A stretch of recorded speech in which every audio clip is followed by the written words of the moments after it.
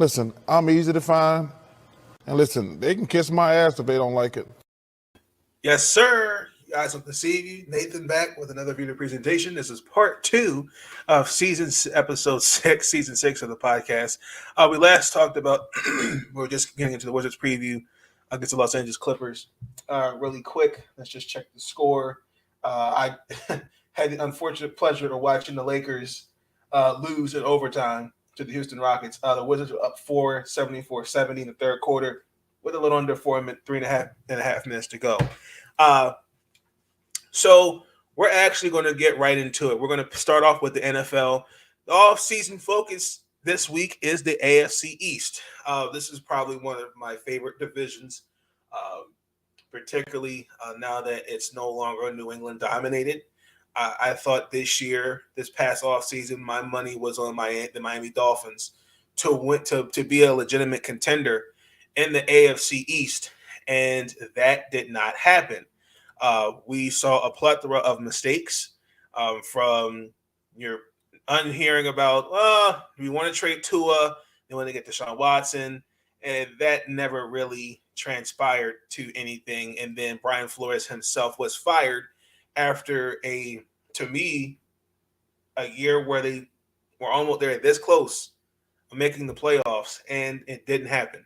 So with that being said, let's start with the top team in the division, the Buffalo Bills. It's still Wednesday in the West Coast, but he was cut today. The Buffalo Bills, 13 seconds away from going to the AFC Championship game. And now there's some questions. I know Sean McDermott did say that can come back and haunt him, but I don't think that's going to happen. This team is, in my eyes, a Super Bowl contender. Like, they did lose a couple people. They lost their GM, Dabble. He's going. There's a Dabble. The offensive coordinator, Dabble, now with the Giants. And then also losing the GM.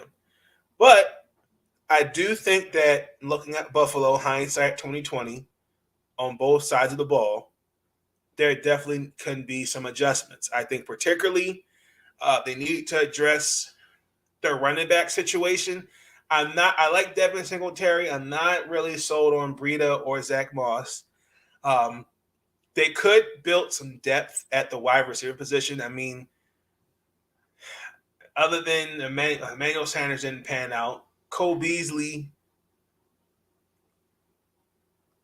up and down.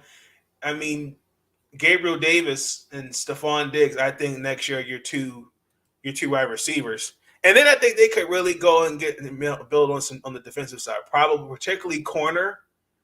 And I'm going to say front seven.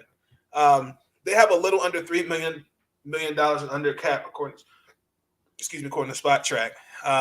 Jerry Hughes was a potential free agent. Harrison Phillips, Mitchell Trubisky, Isaiah McKenzie, and I think Levi Wallace. I mean, they let him go today, so that's about $5 million they save. And I think his dead cap is like $400,000. I definitely think that they can definitely upgrade. I can't really see what they're going to do. I don't think you can do much with less than $10 million in cap. Tavon Young is a possibility. Because we cut him today. I could see them probably going after a guy like him. I could see that. Get on the cheap. And then also, too, like, I'm looking at the offense, kind of curious to see where that's going to be some changes now that Ken Dorsey's now the offensive coordinator, and they have a new quarterback coach. I think his name is Joe Brady. So, I mean, Buffalo, this is the team to beat. I think that other than Kansas City, I think Buffalo is going to be back there next year. I think the biggest thing for Buffalo is to stay healthy. Like, this is an opportunity where I think they have to buff up that defensive line for sure. because I just don't think. I mean, Ed Oliver could use some help. I just don't want to put all that pressure on him. I think if you could get Stephon Diggs on a long-term extension, I would lock up Dawson Knox. Don't sleep on him. And then Edwards. If they can lock those, those are three guys that come to my mind that they could give long-term extensions to kind of secure for the next 4 or 5 years, where they don't have to worry. I think this is a must. They got to get this offseason figured, make the adjustments. I think they'll be okay. Now they have the 25th overall pick in the draft. My mock draft is not complete, but there needs, to me, defensive line, corner, and they could probably work on the offensive line. I could see that. It wouldn't hurt to take a corner because Tre'Davious White, he is still recovering from an ACL injury, so he'll probably be back by training camp, excuse me. I apologize. He'll be back by then. That's the only thing I could see. I can't see any other thing Buffalo has to fill. I can't see that. Let's move on to the New England Patriots. I'll be honest, I was surprised. This team, they got a bright future. After a late disappointment where they got completely shellacked,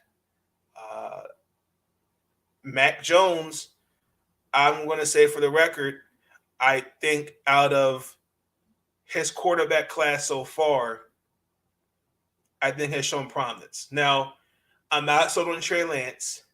I think Justin Fields, if you put some talent around him, I think he'll be okay. As far as Trevor Lawrence goes,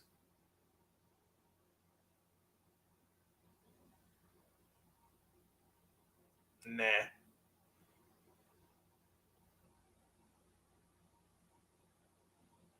No, I don't see it. But anywho, now look, after getting 30 balled in the playoffs against Buffalo, I think he's definitely, you can't take 10-8. You can't sneeze at that. You really can't. I definitely do think it was a disappointing playoff season, but a playoff game. But I think it's something to build off on. Now they do have some issues. J.C. Jackson is going to be a free agent, I know for sure. Matthew Slater, James White, Devin McCourty, Trent Brown, I think Nick Folk, even I think there's Brian Hoyer, Dante Hightower is a free agent.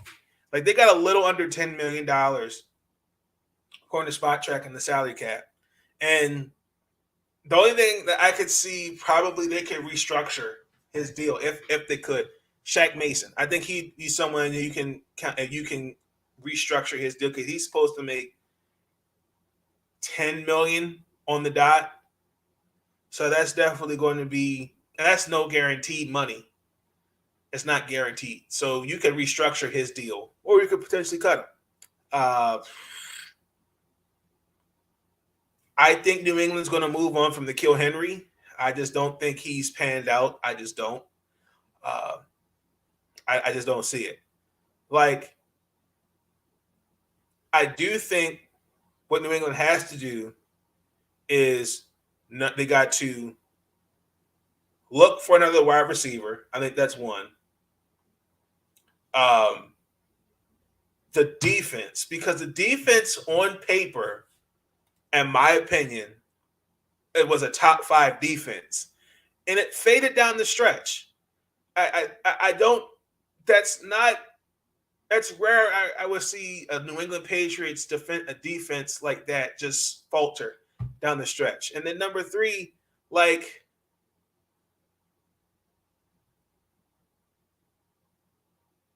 was this year a fluke? I don't think it was. I mean,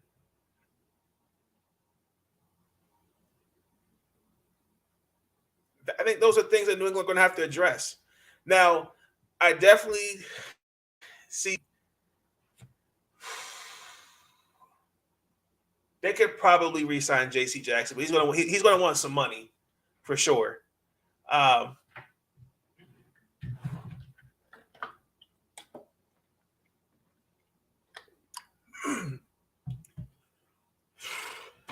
Look for a wide receiver. Work on the offensive line.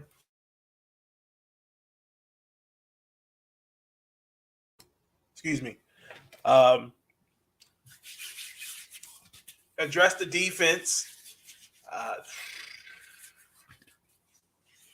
That's where I can see New England do at this point. I can't see them doing much with less than $10 million in cap to make moves in free agency. Because the cap just went up too for the NFL.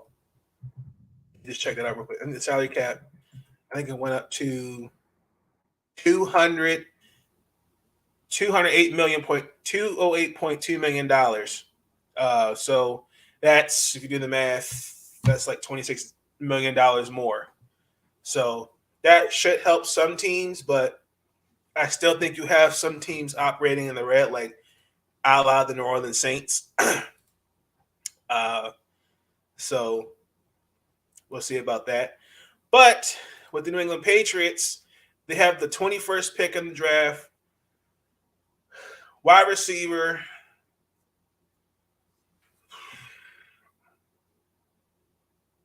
Corner.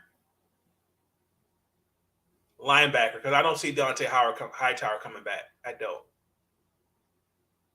I'd say those are areas you can fix. And you go probably look for – you could actually switch it up with an offensive line. They're buff it up. Because I don't know if Trent Brown's going to come back. Trent Brown's going to come back. And if you cut Shaq Mason, we'll see. We'll see. Because I do know that Devin McCourty, Slater, those are like the defensive leaders.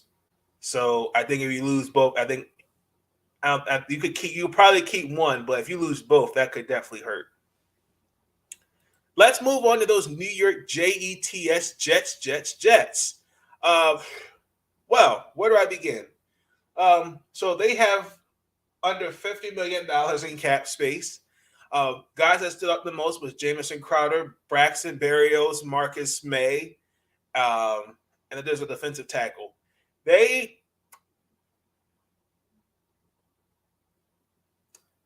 Cap-wise, they can make some moves. But I think no, CJ Moses making like 16. No. There's really I didn't see on Spot Check who they could cut. I mean, pretty much I think they're okay. I definitely think that this Jets team actually is given another like a couple years and they'll pan out. I do. This is going to be a weird offseason for the Jets. I think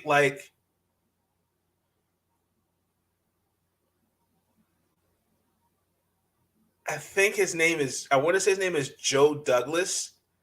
Let me make sure I say his name right. I think it's Joe Douglas. I think he's a GM for the Jets. Yes. His record is not the greatest. One, he traded Sam Darnold, okay? And then he has 4 of the first 38, 39 picks in the draft because he got draft capital for Sam Darnold and trading Jamal Adams to the Seahawks. And then also too, I think if he's smart, I think the Jets, I give 2 years easily, they can compete. The biggest thing is I think you can do a little of both, but you can't really. I think Zach Wilson does need some help. I don't think he does need some help. I think a wide receiver for sure. I like the fact that they're building the offensive line. It wouldn't hurt to buff up that offensive line around them. I like Michael Carter. You could probably re-sign Jamison Crowder. You could buff up the defense. I mean, either way, I think that if they hit in free agency and they hit in the draft, I think the New York Jets are going to be okay. I believe that. Now, Mr. Douglas, he definitely this past offseason, he did invest in building an offense. He got, I think it was a Connor McGowan, and then the right tackle, and then he drafted Vera Tucker. So I think they could pretty much do anything at this point. So, I mean, they have the 4th and the 10th overall pick. My fear is that he's going to take Sauce Gardner. Corner, wide receiver,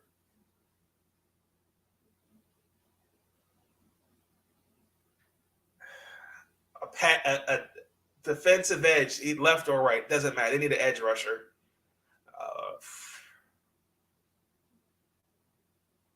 That's really the only 3 I can see the Jets addressing.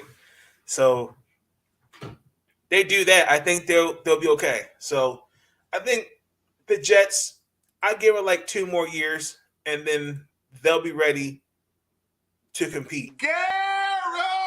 Guaranteed. The Miami Dolphins. Well, where do I begin? So it's kind of going into an off season that's a mess. Brian Flores is no longer your head coach. You've hired Mike McDonald, offensive coordinator from San Francisco, and then Brian Flores puts out a lawsuit and is also saying that Stephen Ross paid him to tank games. So you're kind of going to have to deal with that in the offseason. But let's look at it. They did win 10 games last year, 2020. Okay. Now, this year marked the 5th consecutive year to not make the playoffs. Okay. Now, they have over $60 million to work with. They franchise tagged Mike Gesicki.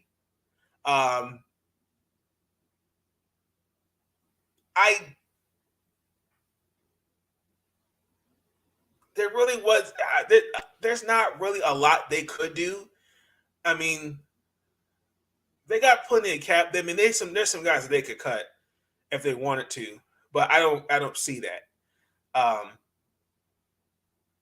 Chris Godwin got franchise tag because they couldn't come to long-term extension. The Saints, they could cut the offensive Armistead, their left tackle. Devontae Adams got franchise tag, so you can take that out the picture. And then also too, I thought it was kind of weird last year. Xavier Howard, he wanted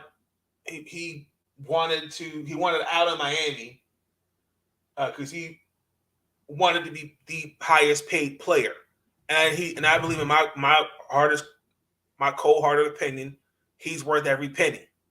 But I think a lot of this is more of the guaranteed money because on the guy on the other side of him, that's Byron Jones, is making more than he is. I think it's, and then he signed Howard signed that contract first, then Jones. But I believe that they'll fix that.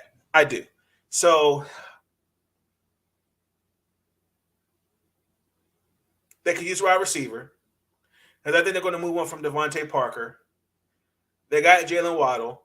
I think that's their number 1 wide receiver in my eyes. They could probably look for number 2.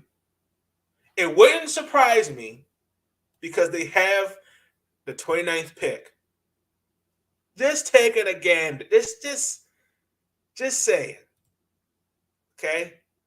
There's another wide receiver that Jalen Waddle and Tua played with.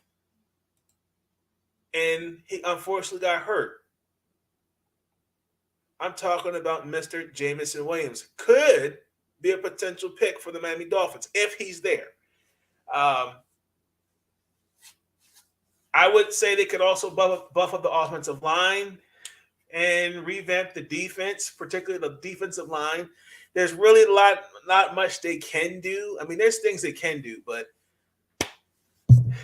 we'll see what the Dolphins are going to do with that money. So I don't think they should trade for a wide receiver. I think they could just look for one in the draft, in my personal opinion. So I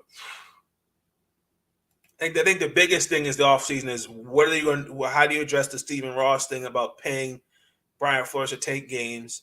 And then number two,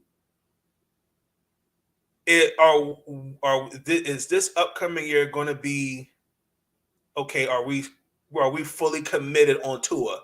I thought the whole last year, this whole past off season, well, we could trade him to a three-way trade from Houston to Miami, Washington, when we get Deshaun Watson, because Brian Flores, I don't think he wanted Tua. I think he wanted Justin Herbert or Deshaun Watson. I think Tua was a Chris Greer and a Chris Greer pick. That's just my call. That's just my opinion. So it's going to be an interesting offseason for the AFC East, but I believe that the Buffalo Bills are still going to come out the best team. Guaranteed. Let's move on to around the NFL news. Where do I begin? A lot happened today. Carson Wentz was traded to the Washington Commanders for a package of picks. What? What? And you got to be kidding me. So Indy gets the 2022 second round pick and third round pick, and the next year third round pick. Meanwhile, we get Carson Wentz $28 million and a 2022 second round pick. We have to pick up that last bit of his contract, $28 million. It was a panic move. I have concerns. The only reason why I say it was a panic move because of a couple things. We saw Mr. Russell Wilson go to the Mile High City. This is just my opinion. I just feel like they had everything on the table for Russell Wilson, but he put his no trade waiver clause. I don't know what it is, but every time they talked about coming back, because I know his people are from Richmond, and it just seems like every time they bring up, it's like something, I don't know, maybe I don't know. I'm just not trying to be a conspiracy theorist. But I'm like, well, why do you not want to come? Why do you not want to come back home? But that's neither here nor there. Aaron Rodgers also. So I think them missing out on not getting their guy, and I shout out to Sean Smith for having this conversation. We agreed. I apologize. Excuse me. What they should have done, Washington, wait till free agency, see who was going to be cut, what could happen. Okay, because if you think about it, his value, I think what his value would have gone down. This is just how I feel about the trade. One season, and the guy, Frank Wright, the head coach for the Colts, after 1 year, personally, if you ask me, he didn't do enough to fight for his guy, because this was his guy in Philadelphia. I personally believe after this year, it was a disappointing year. But let me just say this, right? I'm not trying to sound like a Carson Wentz apologist, but let's be honest. If your name is not Michael Pittman Jr. or Jonathan Taylor, what else did Carson Wentz have to work with? I mean, let's keep it real. He showed this past season, he showed flashes of what he can be. Now, this is just my opinion. Ever since he got hurt and watched Nick Foles take that Eagle team to the Super Bowl, okay, they have not been. I just think his confidence was just shook. I do. I truly believe that. Now, I want to pull because the next year he took over as a starting quarterback, and I just want you guys to understand when you are, you know, he got paid. You know, before the injury, we said that he was a MVP candidate. Okay, now I just want to point out that guys got hurt. I mean, we're talking about guys that were literally on the practice, coming off the streets. They ended up going 9-7. They lost in the division round to the Saints. Okay. But that next year, right? This is Nelson Aguilar, JJ, Osago Whiteside, Dante Burnett, Robert Davis, Greg Ward, Elijah Holyfield, Jordan Howard, Miles Sanders, Boston Scott. I mean, you're working with guys off the street. And all I heard last year, this was 2020 and then 2019. This is what Carson Wentz as a starting quarterback had to work with. And all I heard in the media, and again, you know, and if you've watched this podcast, or listened to this podcast, you know now going to now 6 seasons, I have been consistent with this point. You got people in the media that like to control, spin the narrative, and like to talk out their ass. I'm not going to say his name, and no, his name is not Stephen A. Smith, but there was one particular media pundit who every time he had a chance to talk about, to just completely shit on Carson Wentz's name, he took every opportunity. Oh my gosh, how could you pay a guy like this? I don't understand. I'm looking like, yo, man, he has nothing. He has, other than Zach Ertz, maybe Dallas Goedert, Greg Ward, Aguilar. What else did he have to work with? And then and then what's funny, we didn't talk about this defense that was atrocious at times during those last 2 years. But it's just like ever since the injury in those last 3 years, 2020, those last 2 years, I just feel like his confidence was just shook. Now, I get it coming out of North Dakota State, you know, I get it. But I'm concerned for Carson because Frank Reich, after 1 year, the Colts, 1 year, said, you're done. And I mean, to be totally honest with you, I don't even point on Carson Wentz. I don't. Because I don't think it makes sense. They were right there. They all collectively wet the bed those last 2 games of the season. They should have made the playoffs.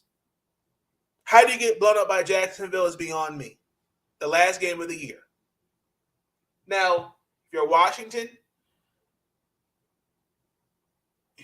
this is a make or break year. I don't think you can make any mistakes. I think you have to hit in free agency. I think you're going to have to hit in the draft. Some people are saying still take a quarterback, but Carson's coming into a situation where he's got a good receiver in Terry McLaurin, who's number 1. I'm just have concerns about Curtis Samuel. Logan Thomas is going to come back healthy. You're going to get an Antonio Gibson who played through a turf toe practically the whole damn year. He's coming back healthy. You've got some pieces in Washington I think Carson can work with. Let's keep it real. Taylor Heineke was never going to be the long-term solution. He's great coming off the bench. He's somebody like in baseball, right? He's a middle reliever. He's a reliever. He could spot start every 5-6 games. That's Taylor. Taylor's not a starter.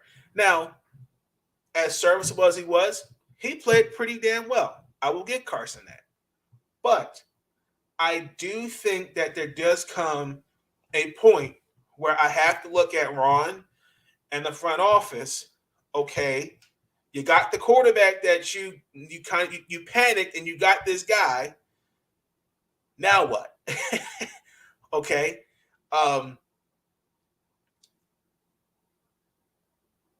I think healthy, because Carson Wentz also too has a history of injuries. If he can stay healthy, if this Washington team can stay healthy, realistically, Washington can win 10 games. Guaranteed. Easily.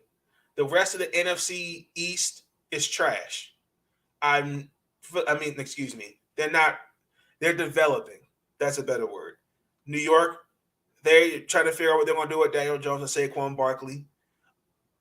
Dallas, they got some internal problems. And then Philadelphia is Philadelphia. I think Washington will be okay. They just the biggest thing is staying healthy, hitting on the draft, and hitting in free agency. Like, I was really surprised. I said this was a panic move. They panicked because they didn't get the guy they wanted. They wanted Russ. Didn't happen. I was surprised. You had Mitchell Trubisky you could have went after. You could have even went after Jameis Winston. Like, there were some options. You could have waited till his value went down. Because I do believe if the Washington football team did not trade for him, the Colts were going to cut him. I do believe that. Because, no matter what you could do, you could try to make a case to defend Carson, but it wasn't going to work. I wish him all the best in Washington. I think he's going to do well. I don't think it's going to be Ryan Fitzpatrick. I don't believe that. But I think he's going to be a solid game manager. I think he'll be okay. Now, Russell Wilson is going to the Mile High City. Relationship with your Oh children. my God. Well, I didn't see that coming. I'll be honest. I really didn't. Let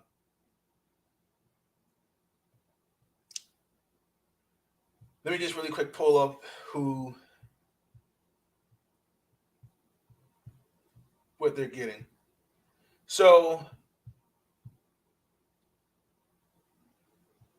the Seahawks, they've got a lot.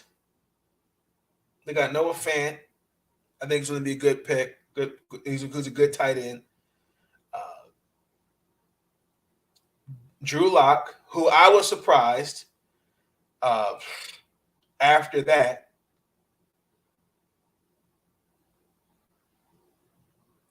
After that season where he did well, but let's keep it real.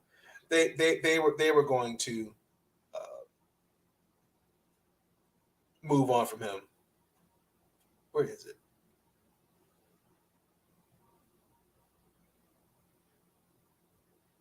Hold on.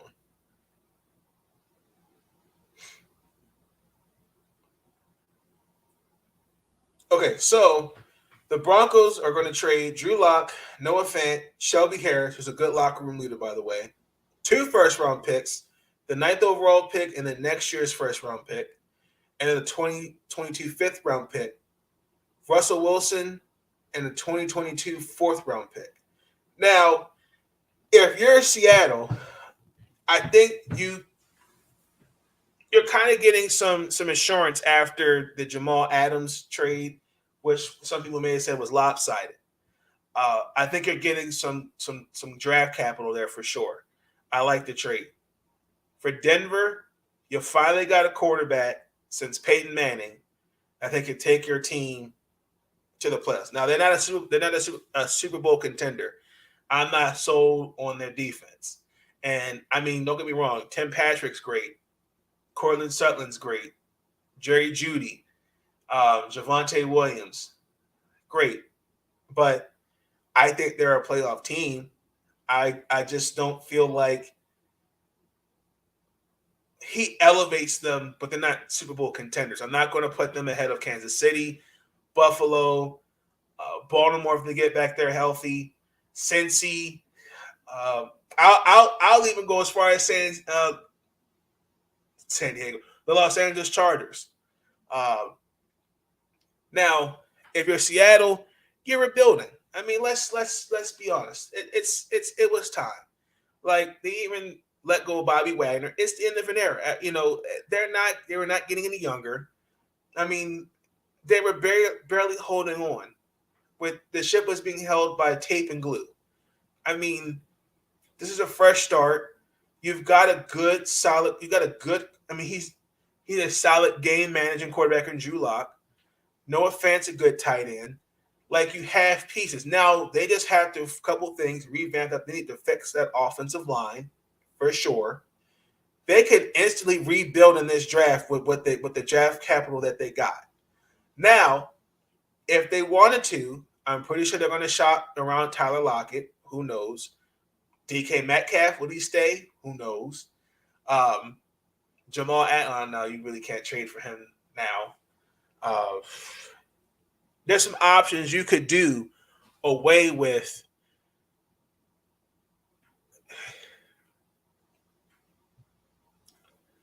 Seattle's got some choices. They got some options. Excuse me.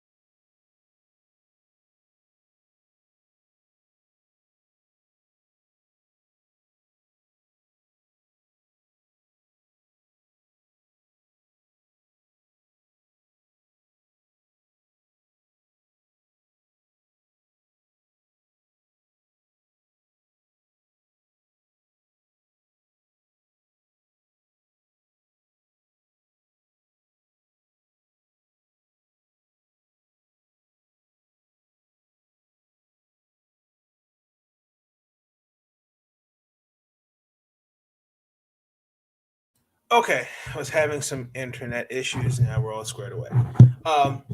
As I was saying, I think this is a win-win for both sides. And I think in the long term, Seattle's going to have a good rebuild. Well, on the flip side, Russell Wilson makes the Denver Broncos a playoff contender. Are they a Super Bowl contender? No. Not sold on that. I'm not. So, man, y'all let me know what y'all think about the draft. About the trades. I definitely think now that my mock draft is now ruined, and I have to go back to the drawing board. Fantastic. Now, a couple things happened today for the Baltimore Ravens. Alejandro Villanueva, after 7 years, retired. So I was surprised. I thought he was gonna come back but he retired. So I wish him all the best in his future endeavors. Again, just he was a good offensive lineman. Also too, I got to continue to thank him for his service, for serving for the country. I like that. Now, we also, in the same breath, we cut Tavon Young, excuse me. I'll be the first to say it was not that I don't have anything against Tavon Young, but for a guy that got paid that kind of money as a nickel corner, he had 3 injuries, and they were all to me at the wrong time. And I feel like it was time to move on from him, in a sense. I'm not saying that I didn't want him here. I'm just thinking about, okay, you're going into a you got the contract, and I didn't get a lot of results because of injuries. That's part of the game that's out of his control. But I have to look at the future. And with this Raven team, like I said, that window to win is short. It's about, I give it like 2-3 more years. So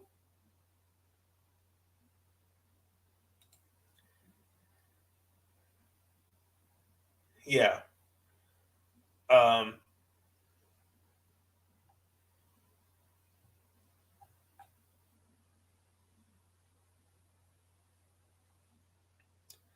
Yeah, that was pretty much that stood out to me the most. Those 2 moves. So that definitely frees up some cap space for Baltimore. Realistically, like, I want all these guys like Tyrann Mathieu, Bobby Wagner. It all has to be for the right price. We'll probably have like under $20 million in cap. Realistically, I keep hearing, well, we could trade for Amari Cooper. Like, I don't understand. You drafted Rashard Bateman. You've got Hollywood Brown.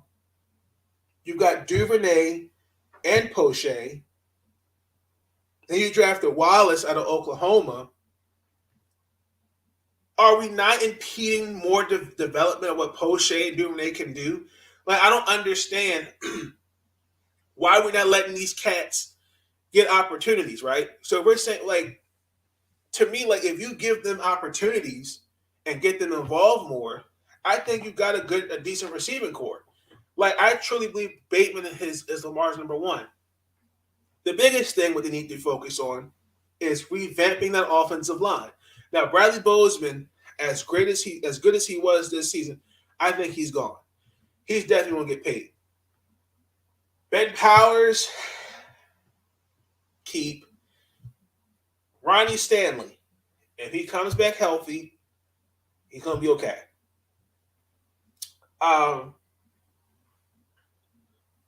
They could draft a center, or they could draft offensive lineman, particularly at right tackle. Okay.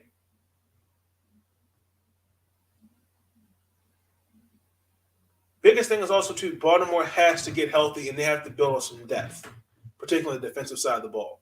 So this notion, or they can go out and just get any player that they want to. I mean, that's great, but I don't like that. I don't like that at all. Now, Calvin Ridley got suspended for betting on NFL games this past offseason. This was the same Calvin Ridley, ladies and gentlemen, who decided to step away this past season because he wanted to for mental health. So he only played 5 games, and for this upcoming season, he's suspended indefinitely. Now,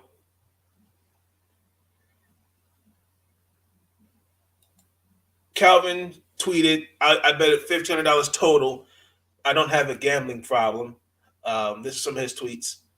He knew he was wrong. But I definitely do think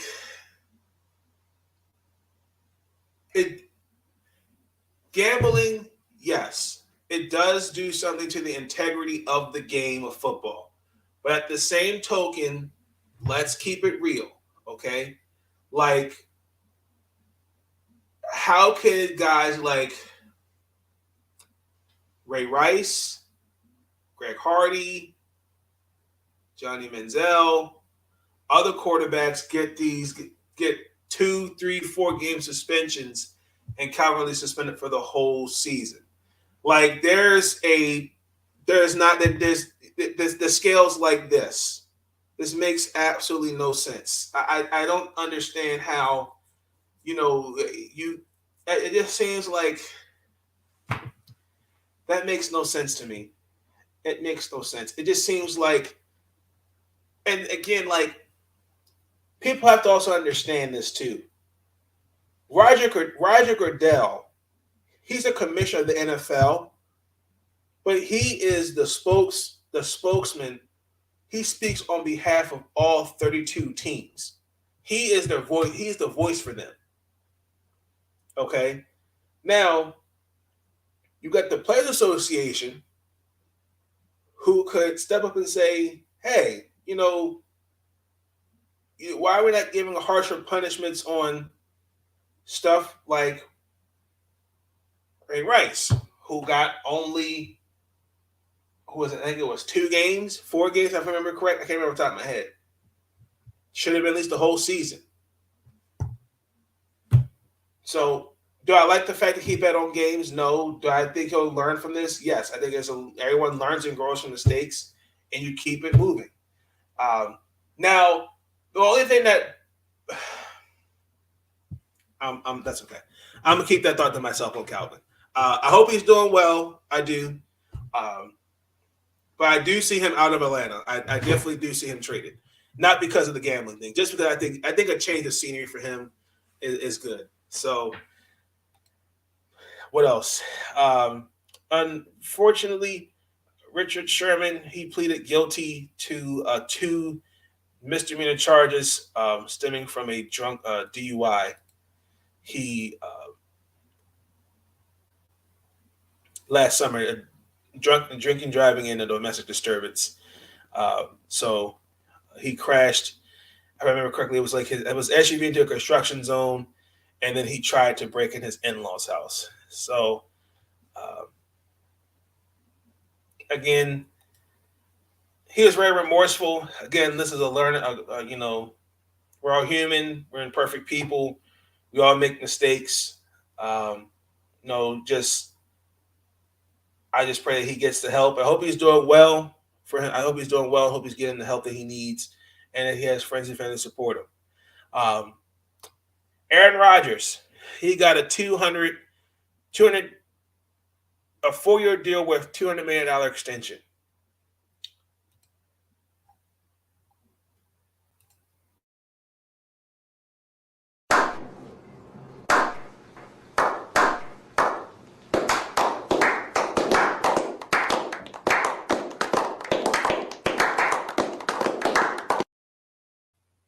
You got the money. Congratulations. Now you have to win a Super Bowl. Like, with all due respect, Aaron Rodgers is one of my favorite quarterbacks.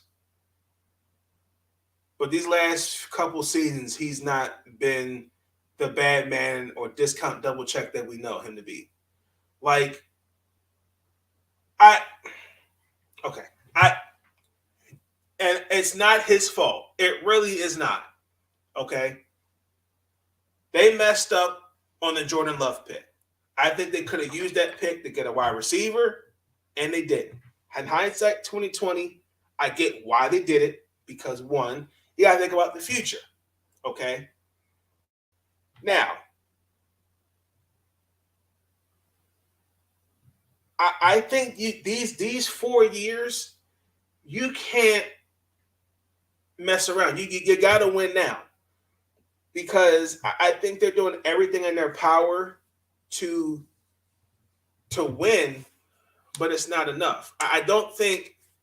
I mean, I think you got Devontae Adams. If you get him back, I think Scantling's supposed to be a free agent. If you get him, Lazard, you could probably see what you get in free agency. Dylan, Aaron Jones, like, this is the same team that lost to the 49ers at home. My only concern is I just don't want this to be, well, I got the money, I'm good. I think it's like $153 million guaranteed that he's getting. So I don't know how to feel about it. Now, I do think, with this being said, I definitely think they're going to move. I think they're going to trade Jordan Love. I do. I just can't see him sitting there on Green Bay's bench. I think this past season, they played the Chiefs. He was thrown to the Wolves. They did not prepare him at all the way I thought he would have been prepared. And it's not his fault. I think he was a good quarterback coming out of college. It just really wasn't his fault. I just think he was just drafted into a situation where I think there was this, okay, well, we're just going to see what Aaron's doing year by year. And then the previous offseason, he made it all about him, all this other stuff. And it was kind of Brett Favre-ish, but that's neither here nor there. So, moving on from that, the Indianapolis Colts could get Jimmy Garoppolo. I think personally he's up out of San Francisco. I think this past season was his chance to prove that he belonged in San Fran. And after that performance against the Los Angeles Rams. This is how I believe, okay? I'm from the old school. I believe this. I would rather play with 10 people and just get penalized all the way until we got to do something else, rather than play with 11 when I know that right now that person is not sold out to be a part of this team. It is more about them than it is about the team. I cannot play with them, cannot win with them, cannot coach with them, can't do it. I want winners. I want people that want to win. And on top of that, you still really don't know what you're going to do with Trey Lance. I'm not sold on him. I think he's a good quarterback, but I'm just not comfortable giving him the reins to the team just yet. You get Jimmy Garoppolo, I mean, you get what you get. You know, it's kind of like trading. You're trading in a car, like you're trading in a 2019 for a 2018. You know, you get what you. Well, no, you traded 2018 for 2019. You're getting what you get. You're getting almost, you're getting a value. You're getting the value. Jimmy is going to be Jimmy. So, if that makes sense, I mean, if you trade in one card for another, the value may be different, but who knows? So we'll see with that one. Like I said, Bobby Wagner, who's been the heart and soul, who I think is who was the defensive captain for Seattle, 8-time Pro Bowler. He was let go. I mean, other than that, That was pretty it. Brian Flores, I think, with his lawsuit, he wants that in court. So it looks like he doesn't want to settle. I think he wants to make that vehemently clear. Johnny Greer, he was the first African-American NFL referee in the NFL, 74. I want to give my thoughts and prayers to him, to his family. As far as other things around the NFL, I think Jordan Hicks got cut, salary cap casualty. Other than that, I mean, that's pretty much what's happened around the NFL. Oh, the Titans, they gave Harold Landry a 5-year extension. It's like $87.5 million. And the Chargers also, too, signed Mike Williams on a 3-year deal worth $60. So far, some interesting moves. The Chiefs, they re-signed Josh Gordon, if I remember correctly. Dalton Schultz got franchise tagged. Dak Prescott, Zach Martin, their contracts got restructured. So I think that $22 million in cap space that's created for Dallas. Because I think they're going to move on from Amari Cooper for sure. Now, there was something, I don't know if this was true. If this is true, but I doubt it. Where, let me see if I can find it. This was according to on Twitter. The Twitter page is @PrescottTruth. Reportedly, Cowboys Amari Cooper and Dak Prescott got into a verbal confrontation after the playoff loss to the 49ers. Cooper referred to Prescott as the Black Kirk Cousins in a meeting which sent Dak Prescott into a fury. Wow. The Black Kirk Cousins. I don't know what to feel about that one.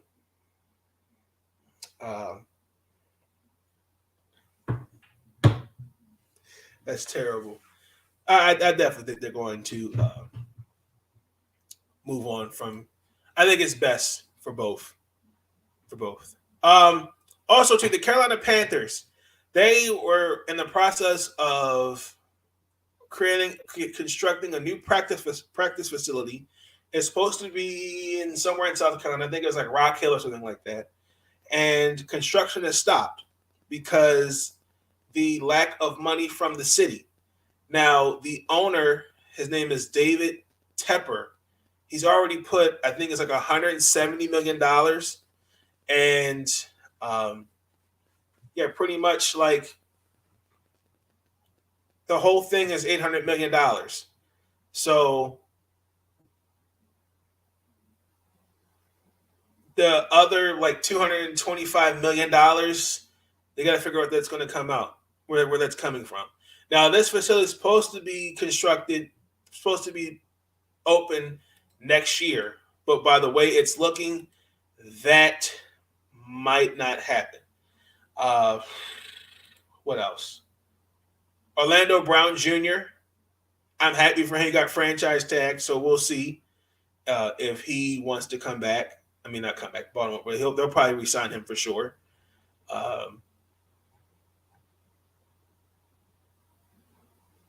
We'll see.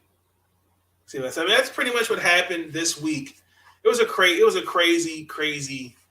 week. I missed a lot. But I mean, other than that, we also have an announcement about my mock draft. So far, I'm up to pick 16 for the first round. I'm supposed to collab with Nick Rosario from Let's Talk Football.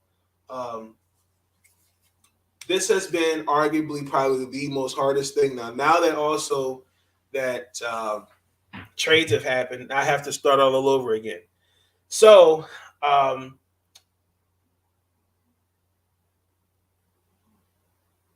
you're 50 days as of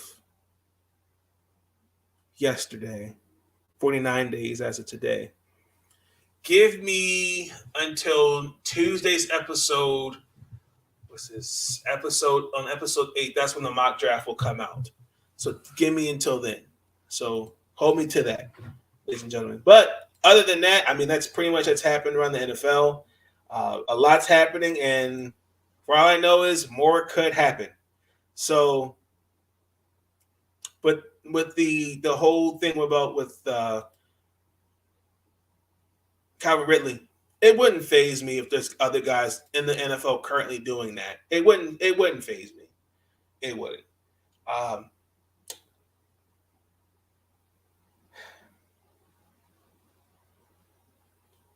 Damn it, Washington. You just couldn't wait. You couldn't wait. Let's transition. It is now day 99/100 of the Major League Baseball strike. And I'm sad to say that the first 2 weeks, the MLB season is delayed until April 14th. What? What? And you got to be kidding me. What the hell are you doing? What the hell are you doing? So that means Jackie Robinson Day, there'll be no baseball. Oh, God. I don't know what to feel. You know, I mean, that's the earliest that opening day could start. So, I mean, pretty much the talk stalled. They stalled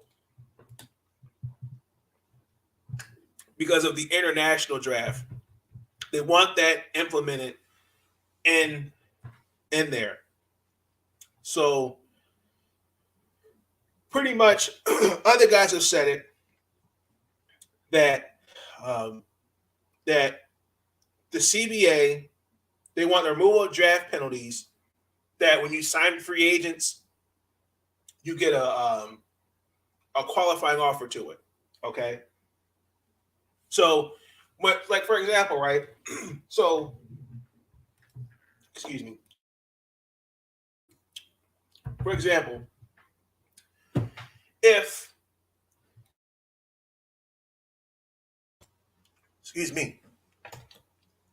Nelson Cruz plays for the Baltimore Orioles, which he did. Hypothetically, let's just say he came back. Let's say he had a year where he hit. No, let me not use him.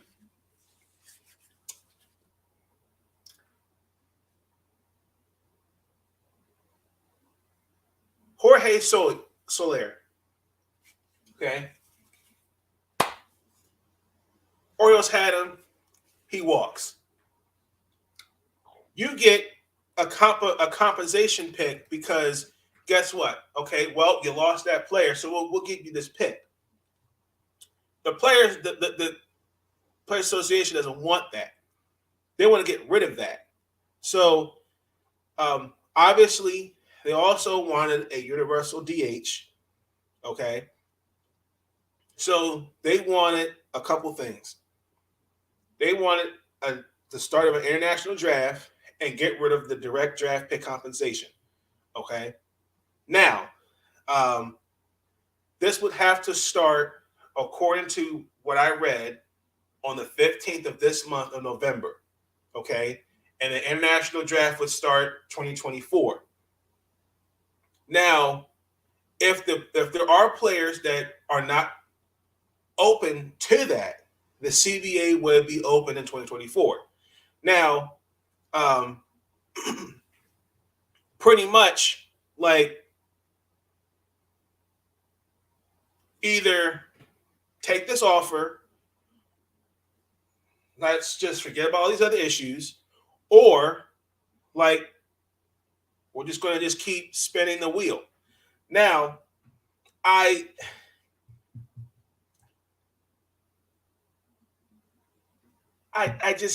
kind of feel like I don't know what to feel about that. I'm open to an international draft, but I think it's more about, I think it's how the players feel. I think you got to get the players from every team and know how they feel about that, because I just don't like. I remember it was an article, I think it was on ESPN I was reading. David Ortiz said something about because in the Dominican Republic, the system for baseball is not ready yet.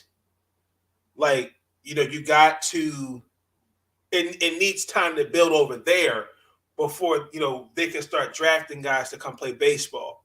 Now, players that are 16, they can join baseball teams. Now, there are teams that have signed 12 and as young as 12 and 13. Okay. Now, examples of, well, they're not that age, but I mean, you're already seeing guys like Tatis Jr., Vlad Guerrero Jr., Jose Ramirez. I mean, let's go on. Okay. I think you need more from the players. I think you need to figure out where they stand with that. I do. So I do know from what I understood that they actually got rid of the shift for baseball. So apparently now the shift is no longer going to happen. Now, ladies and gentlemen, in any sport, there is something called strategy. There is strategy in every sport. Okay. Now, Joey Gallo, okay, was one of those players that came out and spoke against the shift. Okay. Now, let's just call it what it is. I think he's a great hitter, but he has a pull heavy approach to the plate. So when you are a pull heavy hitter, you're going to have 5-6 guys where you're going to hit the ball the most. Okay. Now after this year, starting this year, he wanted to deal with that. Now he is a better on his pull side. It's about the statistic. I think is under 50% compared to under 25% in left field. Now, he said, and I quote, this was when he told, and I wrote this down, and he told The Athletic last summer. I get the defensive strategies. I do. I am not 100% against it, but I think at some point you have to fix the game a little bit. I mean, I don't understand how I'm supposed to hit a double or triple when I have 5 or 6 guys standing in the outfield. Well, I mean, let's keep it real. Joey Gallo wants to swing for the fences. I mean, I don't really. I get what he's saying, but I think you have to learn how to adjust at the plate. Like, in his case, it actually hurts him at the plate because he has to figure out, okay, how do I incorporate, okay, let me not be a pull heavy and let me push the ball and somewhere else. Because, I mean, if you think about, let's Joey Gallo, people, is a one-dimensional player. Okay, like I feel like he's like, I don't want to say he's Chris Davis, but the numbers show, not like Chris Davis, but he likes to swing for the fences, as I stated. Now, okay, for example, I feel like, with that quote, my question to Joey Gallo is, you can't or you won't change your approach at the plate. I mean, he did bat, ladies and gentlemen, 160 this past season. That's pretty mediocre. I mean, like, I don't really know, because to me, a shift is a part of it. I have to learn how to adjust. Like, for example, right? We look at basketball. They have the 2-3 zone, 3-2, 1-3-1 zone, or like the hack-a-shack. It's a strategy. Okay, I know that Joey Gallo likes to pull the ball to right field, So what am I going to do? I'm going to stack my defense on the right side of the field. But that leaves left field wide open. But this is just an example of, yeah, I get that, but I'm not changing my approach. I shouldn't have to do that. Like, they make it hard for me to hit the ball. I don't like that. I don't like that. Now, as far as the strike, as far as the progress went, so they did get larger bases. So the size of the bases changed. There is going to be a pitch clock, and there's also going to be a ban on the defensive shift. I'm not a fan of that. So there's an expansion of the postseason to 12 teams. Limit the number of times a player can be optioned to the minors in one season to 5. Okay. So advertising on the players' uniforms, I think that's good. That's not bad. That was offered by Major League Baseball. And didn't happen. It's not happened. Apple and NBC agreed to streaming deals with the MLB. We got something also now going to start with Apple, Friday Night Baseball. Pretty much, but now, 93 more games, 93 games that are canceled. So, I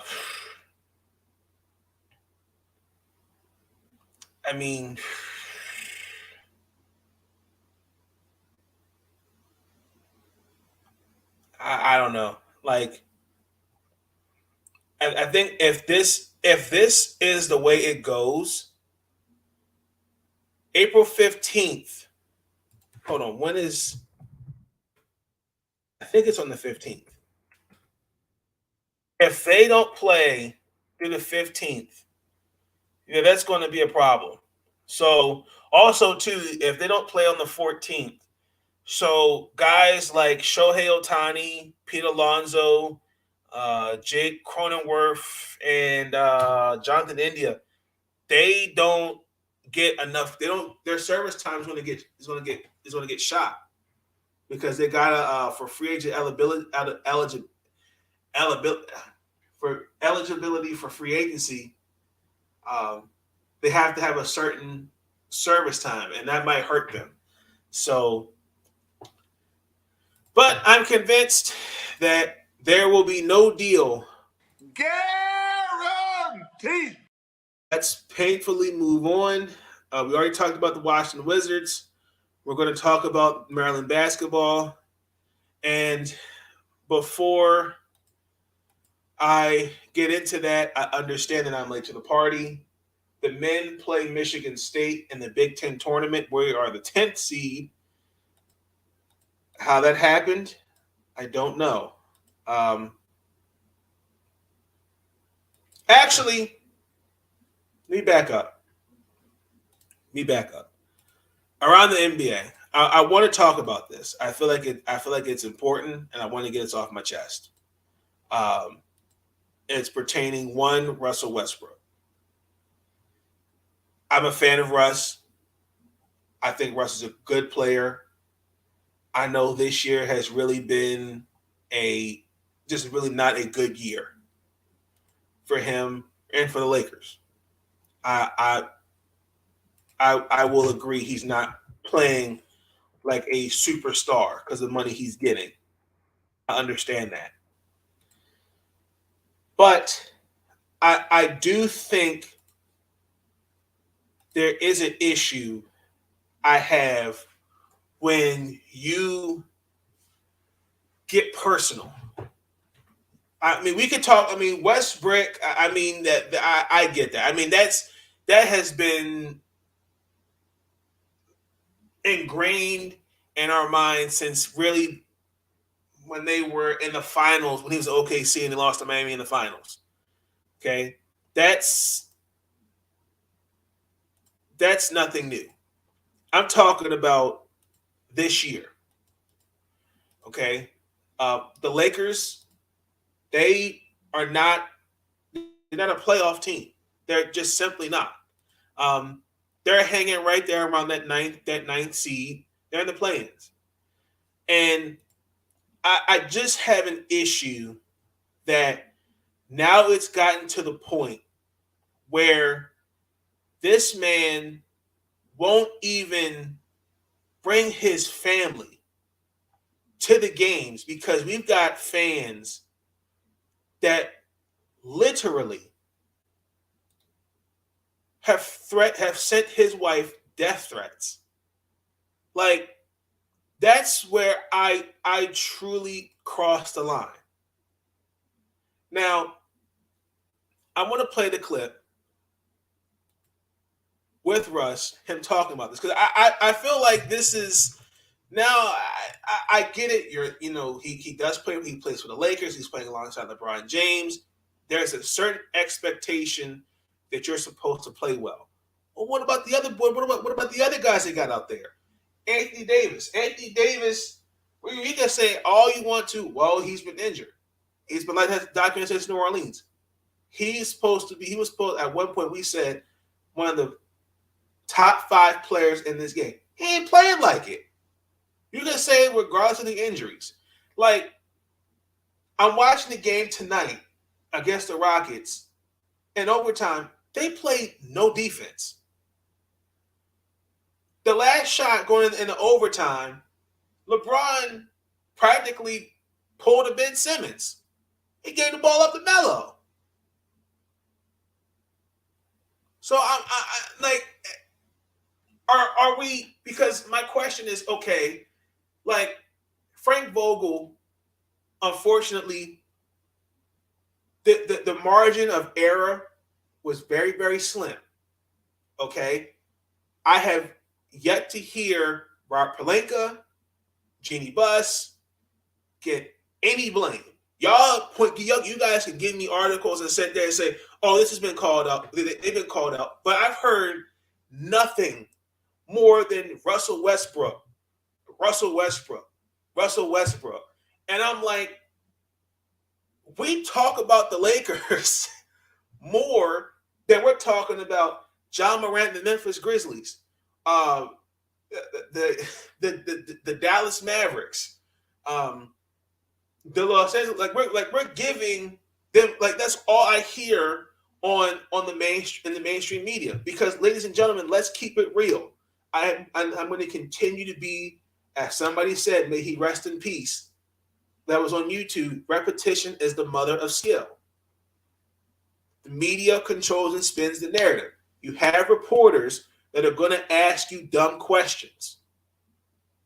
Like the one question where after they lost to the Clippers, and he was asked about his ceiling. I'll play that in a minute. But I want to play this one clip where he's talking and about with his family, because I personally I think now a line's been crossed. I think when you threaten a man's family, to me, that's uncalled for. Russ, just off the court,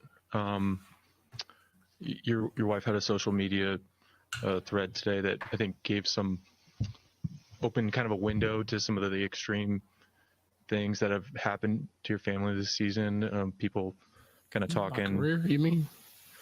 Well, it seemed like it was about this season, but I was wondering if there was anything you could speak to that. Yeah, I think, for one, I 100% stand behind my wife and how she's feeling, because it's not just about this year. Right now, she's reached a point, and my family has reached a point to where it's really weighing on them. And it's very unfortunate, just for me personally, because this is just a game. This is not end all be all. And when it comes to basketball, I don't mind the criticism of missing and making shots, but the moment it becomes where my name is getting shamed, it becomes a issue. I've kind of let it go in the past, just because it never really bothered me. But it really kind of hit me the other day. Honestly, I was, me and my wife was at teacher parent conference for my son. And the teacher told me, she's like, Noah, he's so proud of his last name. He writes it everywhere. He writes it on everything. He tells everybody, he walks around and says, I'm Westbrook. That's his last name. And I kind of sat there in shock, and it hit me like, damn, like I can no longer allow people, for example, Westbrook to me is now shaming, like it's shaming my name. It's my legacy for my kids. It's a name that means more, not just to me, but to my wife, to my mom, my dad, the ones that kind of paved the way for me. And that's just one example. I mean, that kind of hit myself and my wife in a place where it's not great, man. And I think a lot of times, I let it slide, but it's now time to put a stop to that and put it on notice. Like, there's a difference, and we need to make sure that it's understood. And every time I do hear it now, I will make sure that I address it and make sure that I nip that in the butt. Just follow up to that. You said, your whole career you've been dealing with some degree of that, but Yeah. Has it been enhanced this year, or is it? It's very unfortunate. Like it's been like this for my entire career. I've been blessed, man, and super thankful for the ones around me and the ones that support me. But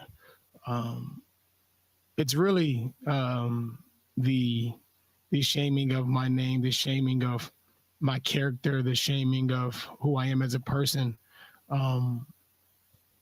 is not warranted. I haven't done anything to anybody. I haven't hurt anyone. I haven't done anything but play basketball a way that people may not like. And this is just a game. This is not my entire life. And I think that is the ultimate thing that's been for me. And I don't like to harp on. I kind of want it out there, but once it starts to affect my family, my wife, even today, my mom said something about it today, and it affects them even going to games. Like I don't even want to bring my kids to the game because I don't want them to hear people calling their dad nicknames and out of their names for no reason because he's playing the game that he loves.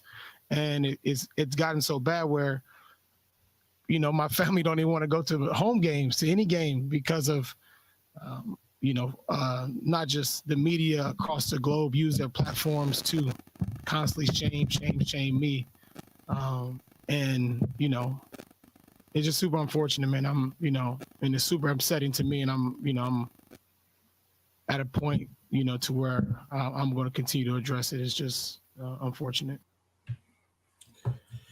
So that was after the comments. I know Magic Johnson had came out, and I had to look back at the tweet, and he tweeted out that we need to rally around Russ and his family. Death threats and other things like that are uncalled for. Now, again, the Westbrook,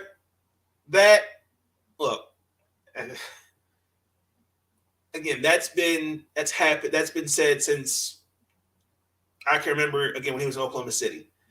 But I get it. I understand. They're not having a good year. He's not having a good year. And honestly and truthfully, I think it's not gotten to his head. I really do. And it just seems like to me, okay, when he was in Washington, okay, people, for some odd reason, let's understand this. If your name was not Bradley Beal or Russell Westbrook, in that first round against Philadelphia, who else was a threat for Washington to beat Philadelphia? Could that Wizard team legitimately beat Philadelphia? No. And also, too, Washington that year that had an up and down season. Now, I will say this. They didn't have to make the trade for him. They didn't have to do that. Yes, I get it. You're expected to step, you're playing for the Lakers, a predominant franchise. You're playing alongside LeBron James. X, Y, and Z. But I'm looking at this Laker team, the Laker team that plays no defense. At one point, your second best player was Stanley Johnson. Okay, then you got Tucker Horton.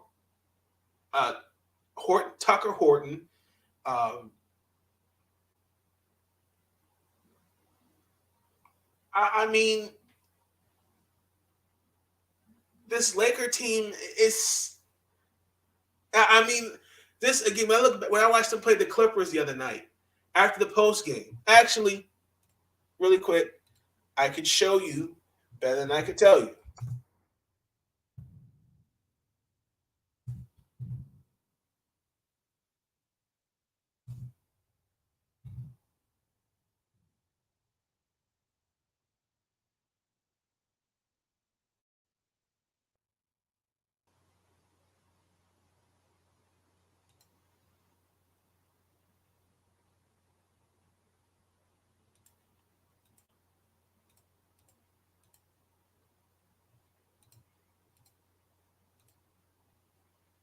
Difference between the 14-0 run to close the second quarter and then the way the third quarter went? And no stops. Simple as that. No shot, no stops. It was getting a lot of easy buckets, attacking us, And then offensively in that third quarter, that with Melo in starting in that small lineup, in theory, that's should be one of the better scoring groups. So what did you see offensively? Man, just, our execution, we don't really have anything, no kind of rhythm with that. Normally, like you said, it's usually our best lineup, but, they did a good job of guarding us and, forcing us into some shots. Russ, just beyond, player on the Lakers, being a Los Angeles native and being on the team, the Lakers team that loses the 4-0, see the sweep to the Clippers. What do you make of that? Nothing.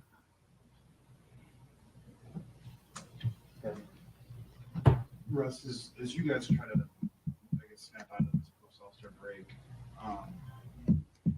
is the challenge that do the problems feel similar, or does it kind of feel like a new set of issues to deal with?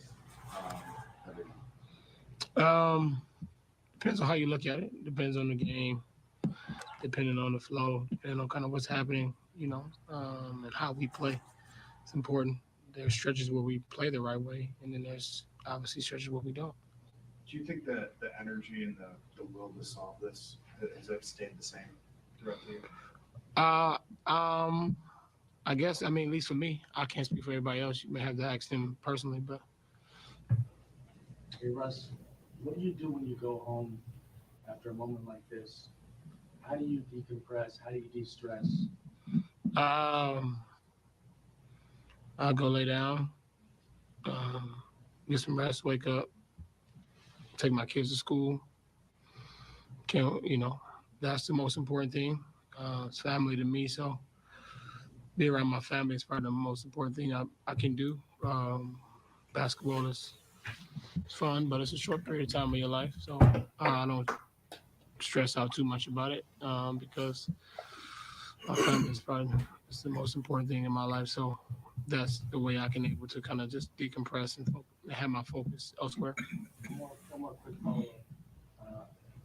I'm a reporter for the Times, the New York Times Style section. Mm-hmm.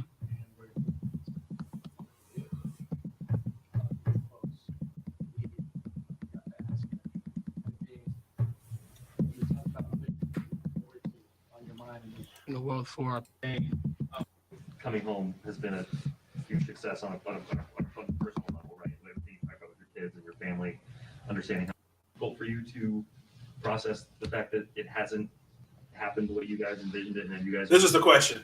There's been blowouts. There have been boos. There's been everything that probably everything's the opposite of what you envisioned. Has that been hard for you, especially considering your stature, your credentials, to absorb? What did I envision? I would imagine some wins.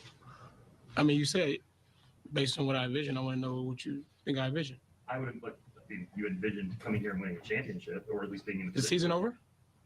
It certainly isn't on. Is the season over? No, sir. Thank you.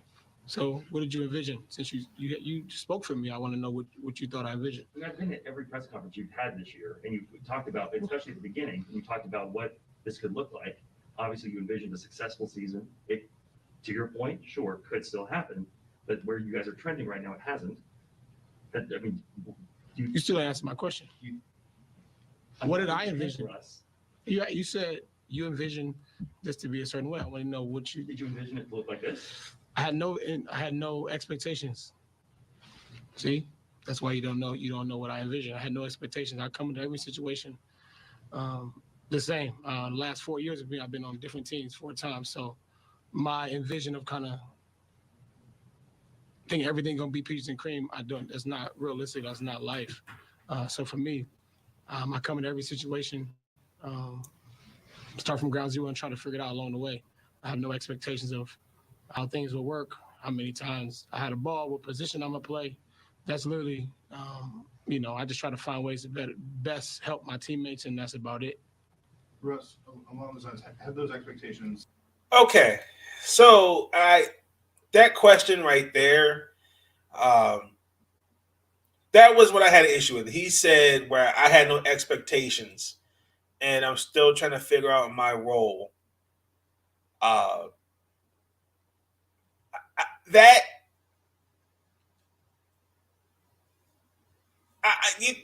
it really wasn't just that. It was really just everybody else. Like, if you listen to Frank Vogel, LeBron, and that whole press interview, they're all checked out. I mean, even when the reporter interview, if you heard the reporter said, "Did you imagine winning?" Like, he's like, I mean, he pretty much said it. There's just no expectations. Like, and like championship teams, they have leaders, but you need young. You need guys that, well, obviously you need young guys that know their role and can do all that. The Lakers don't have that. I mean, like,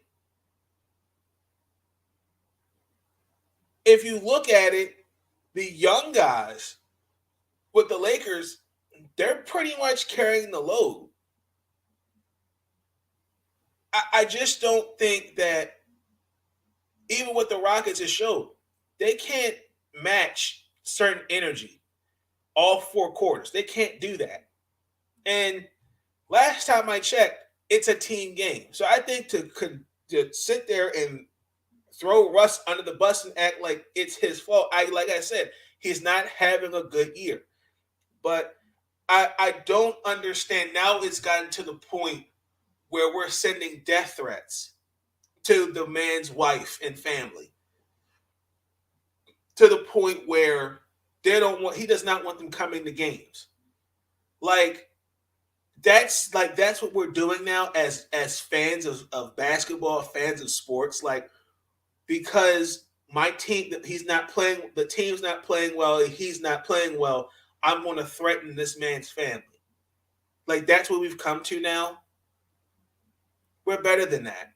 Like, I get it. Me personally, I get it. I think just a change of scenery for us is the best thing. The whole Laker team, some guys are going to stay and some guys are going to go. Personally, I think they're going to fire Frank Vogel and they're going to move on from Russ. Now, next year, I'm really curious to kind of see what the excuses are going to be. But say what you want. I mean, this was just not a good year for the Lakers. And that was all around. I understand Russ. Again, Russ has not had a good year. I understand that. But at the end of the day, they collectively, they're just not a good team. And it shows. Other than that, around the NBA, Jeff Teague is now a scout for the Atlanta Hawks. I like that. I definitely like that. Devin Booker, he missed the last 4 games. due to the health and safety protocols, and the Suns actually clinched the first seed for the playoffs. So, pretty much. Also, too, yesterday marked 2 years where, if you remember, Rudy Gobert in a press conference, he touched on the microphones, and there was just when COVID, I think, had just entered the country. And after that, basketball was shut down until, was it June, if I remember correctly, June, July. So, yes. Kyrie Irving had a 50-piece against the Hornets. I mean, other than that, I mean, that's pretty much the biggest thing I wanted to talk about was the Russ thing. I definitely feel like that was a bit it was a bit too much. And let's transition to Maryland basketball. So, yes, I'm late to the party. The men, they finished their season. Now they're in the Big Ten tournament. Really quick, we beat Minnesota. The last four, up until we lost to Michigan State, we had won our last 5 games. We did beat Minnesota 84-73. It was our last home game, and it was senior night. Couple things in that game. The offense and clutch looked really good. The 3-point shooting was the key to me winning that game. And they've also played at a faster pace to me, especially, getting Eric Ayala, in fact, Russell, Dante Scott, Hakeem Hart, and Kadarius Wahab. They all played well. Now, also, too, I think I took away from that game was their points in the paint. I think Maryland, they can be an inside-outside team. I think they score like 46 points in the paint compared to Minnesota's 14. Okay? Julian Reese had 12 points. Wahib had 10. So I think there has to be a balance, but there needs to be consistency and there has to be patience. Like, we had 5 guys in double figures. Now, in the first half, our defense was not that great. We had 41 points, but we let Minnesota drop 37 points in our head. Now, particularly, we had a hard time defending the 3 because the Gophers, I think they made like 10 threes, and they shot like 47% from the 3. Okay, their best player was Jamison Battle, who had 20 points in the first half, and then finished with 39 points. What the hell are you doing? What the hell are you doing? He was 7 of 16 from 3. No, and we just could not stop him. I mean, like, they try to put they did. I wish they had switched somebody, get him to pass the ball. They didn't do that. Now, with that being said, we lost on the road to Michigan State. Actually, wrong clip. What the hell was that? Hey, what the hell? You freaking kidding me? Final score 77-66. That was our final game of the regular season. The Spartans were up at 1 point, 22 points. The first half, we looked like a team that was just ready, that just obviously this wasn't ready, that just didn't want to play. And then in the second half, all of a sudden we looked like a different Maryland team. I think what happened, that there was some furniture moving. I think some guys got cussed out. I definitely do. I don't know that to be true, but I mean, me personally, I mean, if I'm getting dubbed like that, I mean, there's gonna be some furniture moving. I'm sorry. I can't. Eric Ayala and Fats Russell had a good game. Ayala had 17. Fats Russell had 16. He had 3 steals. I think like 4 assists. Like, they had a good second half. the Spartans, they killed us in the paint. I mean, it was like 20 points compared to our 10 points in the paint. Like, no answers. Whatsoever. Also, too, we got out rebounded by 8.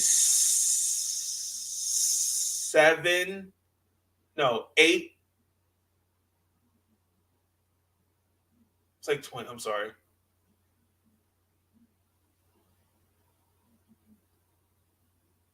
Eight rebounds. I'm sorry.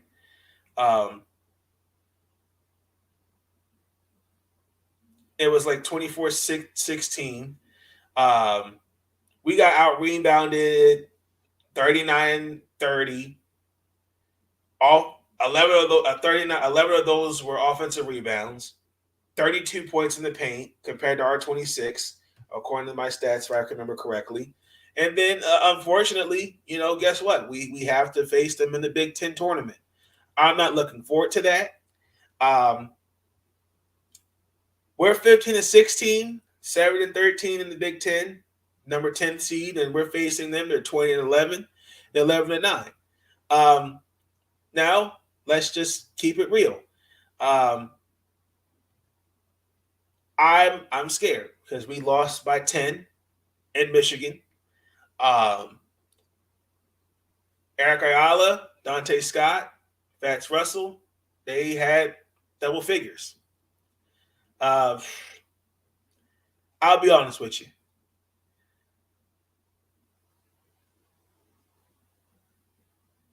I don't think I can't see this game being a blowout. We got to beat Michigan.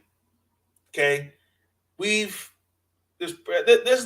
last game. I'm not going to count that. The previous one, we should have beaten them. Okay, but Malik Hall had a go-ahead bucket, and they won by 2.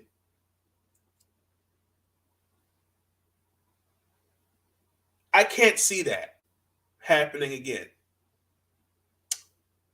First half, they got to come out swinging for the fences. Make some shots, play transition defense. The backcourt is going to be the key to winning this game. Fats Russell and Eric Ayala, they got to give me one. They got to give me something. They do. I mean, they both average over 14 points a game. They're playing over 30 minutes a game. They really have to lead this team to victory.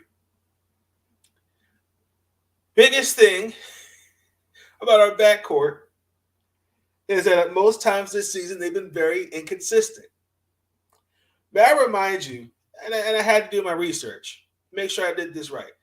Eric Ayala is 22 of 55 his last 4 games, compared to Fats Russell, where he is 31 of 76. Like, they got to play not well on just the offensive side, but the defensive side too. And then I ain't gonna lie, like the bench this year, it really truly just has had its ups and has had its downs.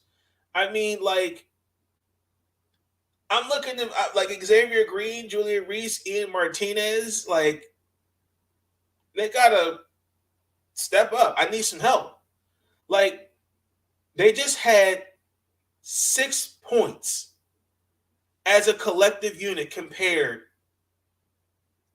to Michigan's 33. What? What? And you got to be kidding me.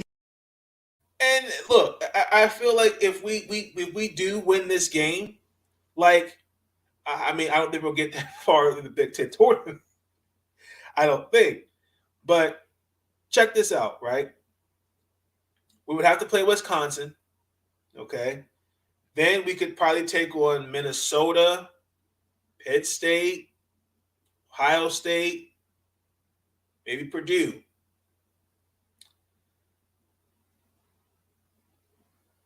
Realistically, we could face Wisconsin. we would play them Friday if we win this game. Now, this was the same Wisconsin team we faced. They were ranked 23. And they beat us by a bucket by 1.7069. Ladies and gentlemen, the Maryland Terrapins are going to upset the Michigan State Spartans 75-69. Guaranteed. I think Maryland's going to come out. I think it's going to be a good game. I can't see us losing a third straight time. I can't see that. I can't. Danny Manning's going to have these boys ready. I really think they're going to come out. They're going to come out swinging. They are. Which, painfully, brings me to the next Big Ten tournament loss. Well, before I get into that, congratulations to Eric Allen and Fats Russell. They got the season honors. They were honorable mentions for the Big Ten honors. And congratulations to them. But let's talk about the ladies. The final score Friday, we lost the 5th seed, 62-51.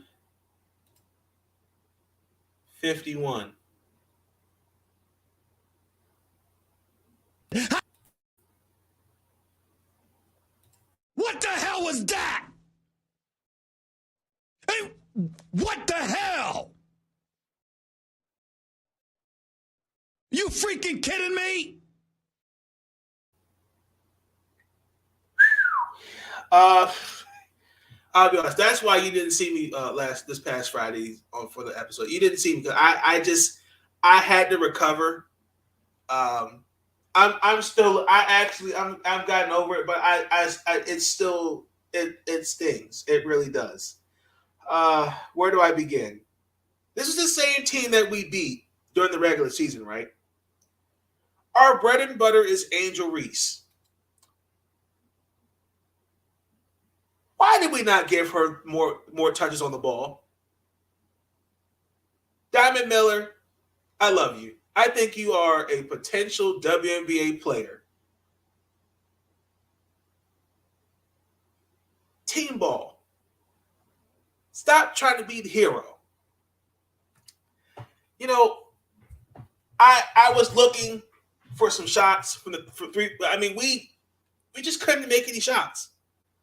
I mean, that was probably the most awful shooting from three I have seen from them this season. I mean, Maryland couldn't hit a shot. They were 0 of 12. Katie Benson had a donut. A donut. The last time that happened, and I think she's been, her 2 years as playing for the Terps. Yeah, that's the first time she's been held scoreless. The last time we were held to that kind of performance was BT. What's going on? Good to see you. The last time we saw that was against North Carolina State, and that was in 2018. But I mean, like, when I mean 0 of 12, like Chloe Bibby took 5 threes and didn't make one. I mean, you had Angel Reese even step back and take a shot. Like, I just don't really understand this offense at times. Like, if your bread and butter is high post, low post, give the ball to Angel Reese, or even if it's pick and roll or something, I just feel like we panicked. Like Indiana, they played some great defense. I just felt like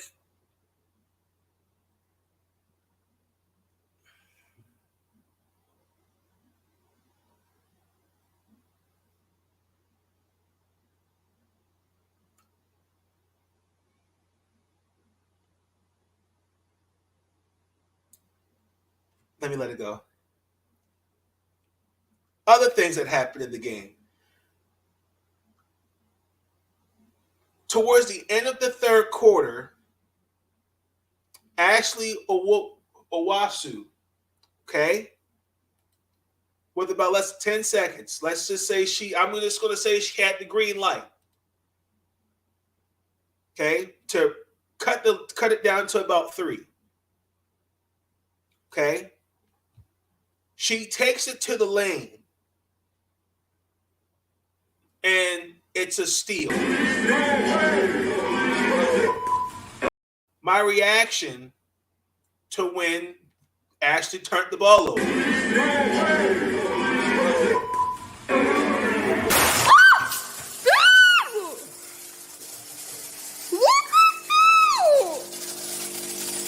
What the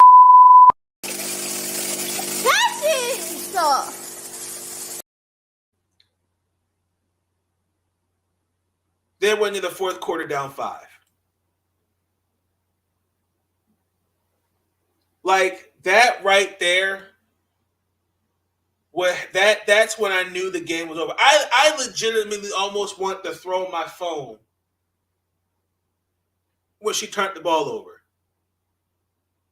Like, what the hell are you doing? What the hell are you doing? I just I mean, I'll even say this: Nicole, Kadara, Hillary, and Mackenzie Holmes, they didn't have great games. Like, they were 1 of 10 from the field. They had 3 points. Kadara Hillary had 3 points. Holmes, I mean, she had played. I mean, she was missed a good chunk of the season due to injury. Had 11 points. The third quarter, Kadara Hillary got hot. She had 9 points. Holmes had 17. Grace Berger had 18. She had a double-double. I mean, Angel Reese, yeah, she had 14 points and 13 rebounds, but foul trouble. Ashley Owasu had 21 points coming off the bench. This wasn't enough. Mimi Collins gave me a good 4 points. Like, we just were not hitting shots. Like, that's what cost us the game. Like, I mean, open layups. I like, this is a Maryland team that this is probably, I wouldn't say the most, this is probably one of the most Maryland teams since I followed them.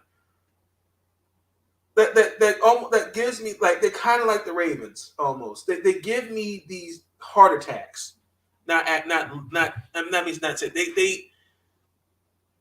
They get my blood pressure up because the potential is there. They all can play, but this was a team that you just beat the week before. You beat them. Like,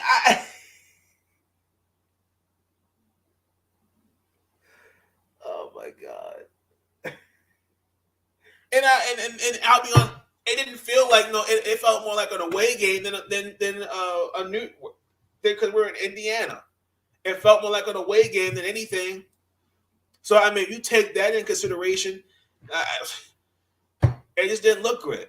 Now, I will say this. I remember a couple years ago, and Brenda Freeze, this is how she put my mind at ease. I remember, and I want to say Alyssa Thomas, Tiana Hawkins were on this team. I could be wrong. Let me make sure I have this right. I don't want to say the wrong thing. This was 2014. Okay, this at the time we were still in the ACC. Okay, and if I remember correctly, Tiana was on that team. I think Lord Mincy. No, Tiana just left. I'm sorry. Lexi Brown, Shatori Walker Kimbrell, Brianna Jones, Melina Howard, Brianne Mosley. There's some other people I'm missing. But you get my point. They got to the ACC tournament, and they lost in the first round. But they got to the Final Four that year. So that put my mind at ease. I think they are going to work it all out because I'm sticking with my prediction. The Lady Terps are going to be in the Final Four. Guaranteed. I'm sticking with my pick. I said it when I had Rashard Mulligan on here as an interview. I'm still sticking with my pick. Even when I had Shawnee from the committee, I'm sticking with that pick. I think I'm not backing away from that. So, March Madness. Big Ten tournament should have been ours, but that's okay. Congratulations, Caitlin Clark and the Iowa Hawkeyes. Painfully, let it go, Nathan. Okay. Really quick, my announcement about March Madness. So Selection Sunday is approaching. So I will do something. I will do a bracket for the men and women. I might go live. I will possibly go live. Most likely I'll go live Sunday just for that. Because I definitely want to break down for the men and women. Did they get it right? Who missed out? Because I mean, at this point, everyone's a lock-in so far. The tournaments are still going on, so be on the lookout for that. So Sunday there will be a special episode where you'll see me do a live bracket, and I'll also be with Sean Spencer and Katie Alverson. Let's Talk March Madness on their channel as well. So be on the lookout for that. Let's transition into the University of Towson. Go Tigers. Yes. So the ladies, their season is finished. The CAA tournament for us is a wrap. We lost to Delaware 69-56. We did beat Northeastern 68-61. We finished the year of James Madison 50. We won 95-59. We finished the year off 25-8. I'm sorry, this is the men, excuse me. Finished off the year 25-8, 12-2 at home, 11-4 on the road, and we were actually the division winner with the CAA. So, congratulations, fellas. For the ladies, I believe actually their tournament is actually starting this weekend, if I'm not mistaken. So we finished off the year. We lost to the University of Delaware 71-85. Drexel, we beat them 69-61. We've got Northeastern March 11th, 7:30 on Flow Hoops. And then we got the semifinals in Philadelphia. And then we got the championship on the Sunday. And that's when Selection Sunday will occur as well. So,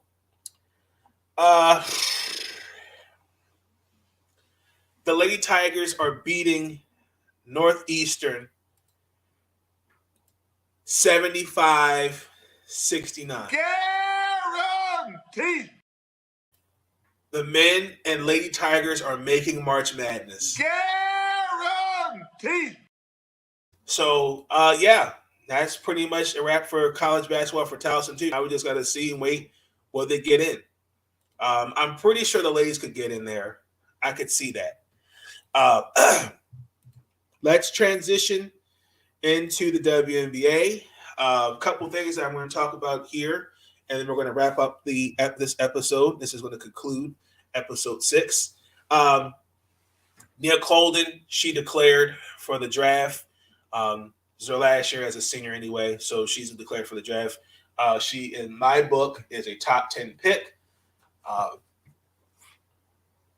Now, some things did happen, okay, as we transition to free agency. The Chicago Sky waived Crystal Bradford after signing her last month. How do you do that? How do you do that? What the hell is going on? Shout out to Christina Williams, and I was on her Women Wednesday Sports Talk, and I know I said that backwards. If I botched, I'm sorry. She was injured, and the concern was, would she be healthy at the beginning of this season? And according to her, she said she wouldn't be ready until about halfway point in the year. Now, I'm a little confused on that, because why would we sign her, James Wade, if you knew she wasn't going to be ready right away? Now, that's what her agent's Marcus Crenshaw, he said that was the reason they waived her, because of the foot injury.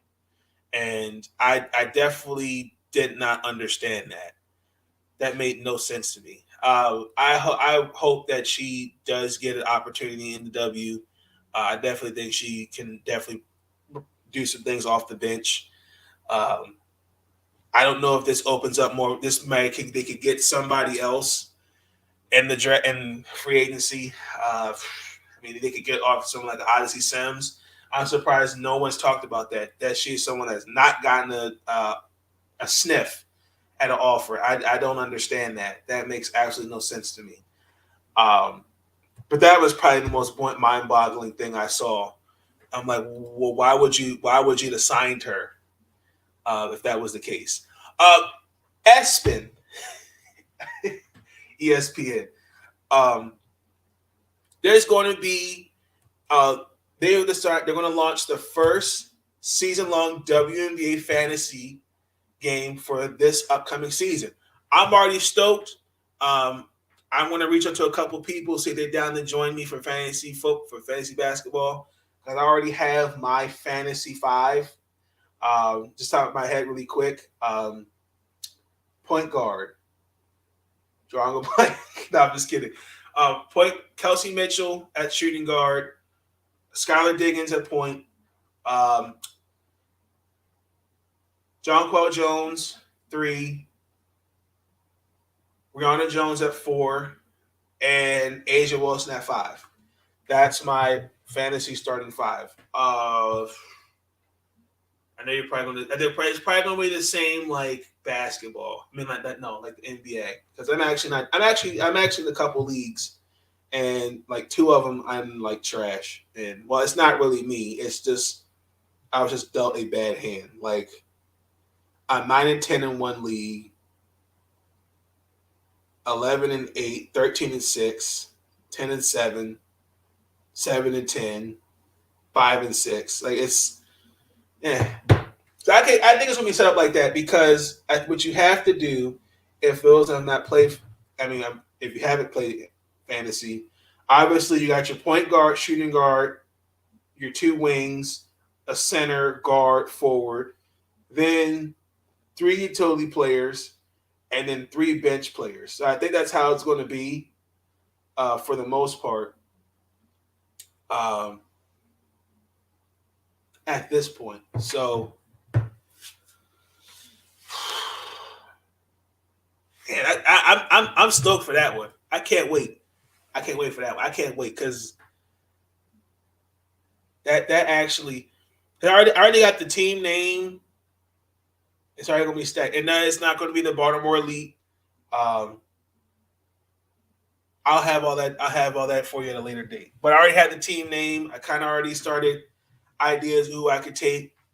It's going to be. I can't wait. I definitely can't wait.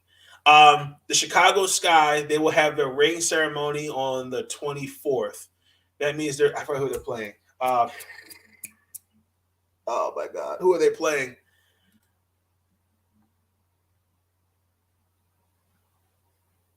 Indiana, that's who they're playing.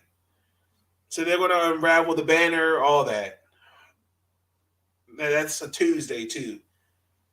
So you'll get the championship rings. Now, as far as the scheduling goes, let's check it out real quick.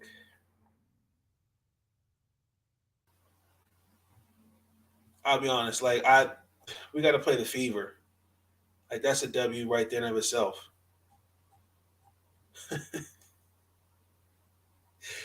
No, all seriousness. The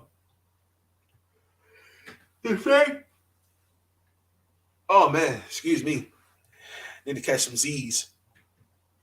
That the Sparks, there's no televised game for the Sparks or the Chicago Sky. That was weird to me. I definitely do think that was weird. Now, I do know that they actually adjusted their schedule for the FIBA World Cup games because if you remember, the W takes this month-long break, and then it doesn't, and then we don't play until after the summer games. So that was actually good to know that they made the adjustments for that, because that was kind of like, wow, there's no basketball for a whole month. The All-Star Game's on the 10th, and then the Commissioner's Cup's on the 26th. So I'm hoping that this year it's actually televised and not on Amazon Prime. Not saying I had an issue with that, but I'm really hoping that it's better than it was last year, because I mean, to watch and it wasn't even and it wasn't even promoted. That's what bothered me the most. But yes. What else happened? Tierra Mcallen was traded to the Dallas Wings.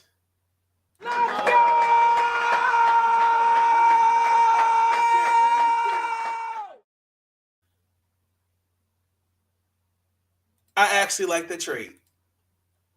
I'm not going to be mad at that. Now, I do believe after this upcoming season, Tierra is supposed to be a free agent.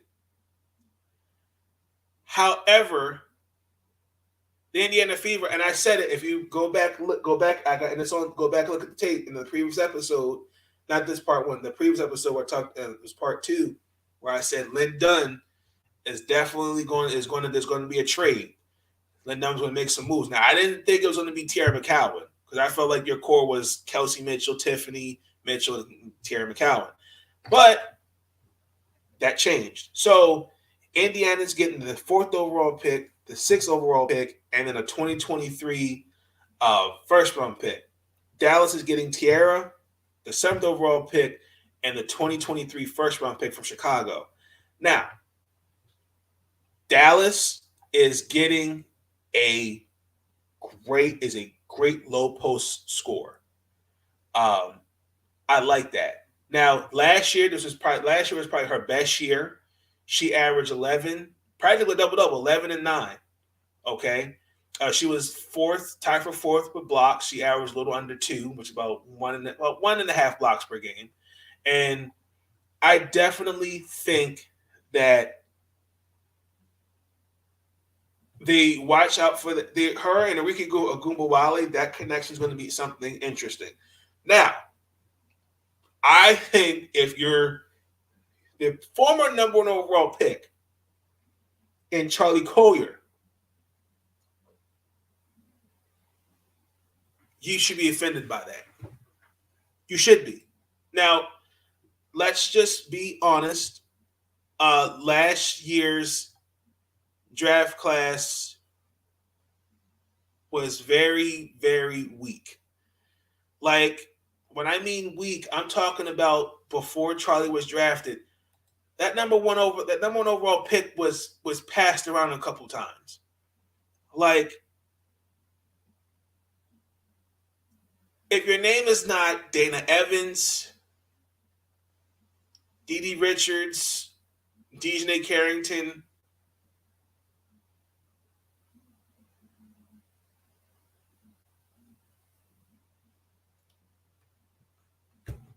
what else did you have?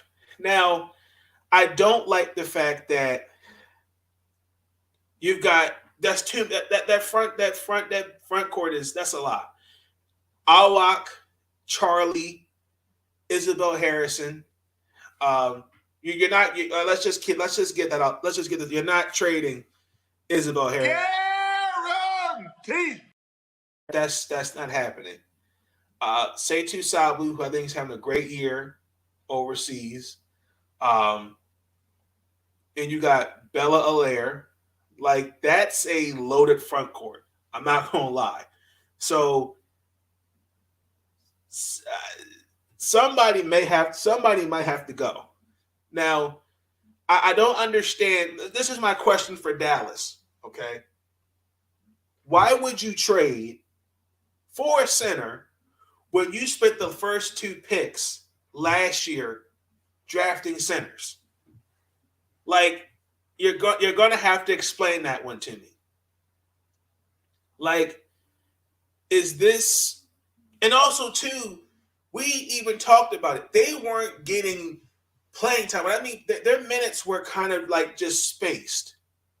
So, like, are we pretty much saying that, well, okay, well, we did not hit with these 2, so we're moving on from them?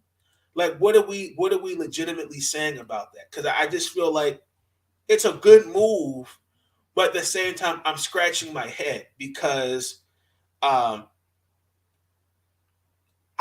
feel like the whole move, like, how can I compare it?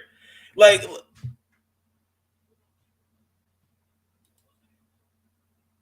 Lynn Dunn said that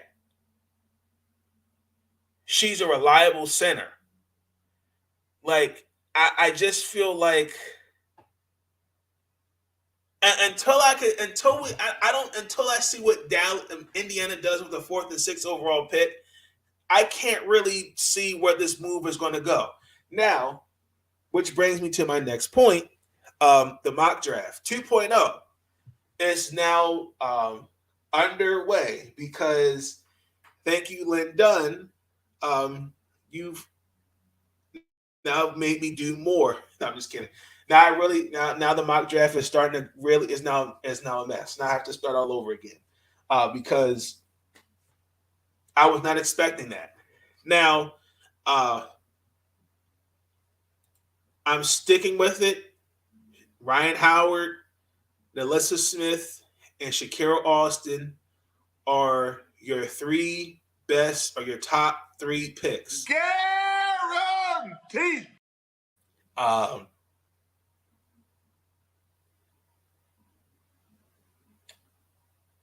mean, I'm shocked. I did not see that coming.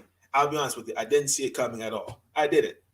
So until I know what Indiana's going to do with those picks, I can't say right now. Right now, it's a good move. It's a good move for Dallas. On its face, right now, no. I can't give it a grade, and I can't judge until I see what Indiana does with those picks. Personally, if you ask me, they could get of Alyssa Kune, Nalissa Smith, if they wanted to. Just saying. So they definitely got some wiggle room for sure. Because now you've got, oh gosh, you got the 2nd, 4th, and 6th pick. So I mean, right there, Indiana. The Indiana Fever are making the playoffs. Guaranteed. I'll have to buy an Indiana Fever jersey now. But something just tells me Lynn Dunn and Mike Tebow, they're going to find a way to trade that number 1 overall pick. I can just sense it. Something just doesn't sit right with me. It doesn't. So, but besides that, be on the lookout for the mock draft 2.0. That's pretty much that's happened so far at WNBA free agency. Congratulations to Tierra. I wish her all the best in Dallas. I think she's going to do well. I do. I see nothing wrong with that. So, I mean, there may be another trade. We'll see. Who knows? But for Indiana, again, wrapping it up, that shocked me. And I called it too. I said, that's where I think a trade is going to come in, and a trade did happen. So let's transition to Brittney Griner. I want to first send my thoughts and prayers to her family and Brittney herself, Brittney and her family. Brittney was arrested for allegedly smuggling drugs. She had hash oil, which is used for vape pens, and she could face up to 5 to 10 years in prison. Now, they had they released, now apparently, let me just say this. They were aware of this according to Russia. For 3 weeks. Angel McCoughtry had put it on Girls Talk Sports Instagram that she was been detained for well over 3 weeks. And they were aware of this. Because she plays for a Russian basketball team over there. And I know the $1 billion question is, well, why is Brittney Griner over in Russia? Ladies and gentlemen, they make more money overseas. Okay? They make more than what they're getting here. Okay?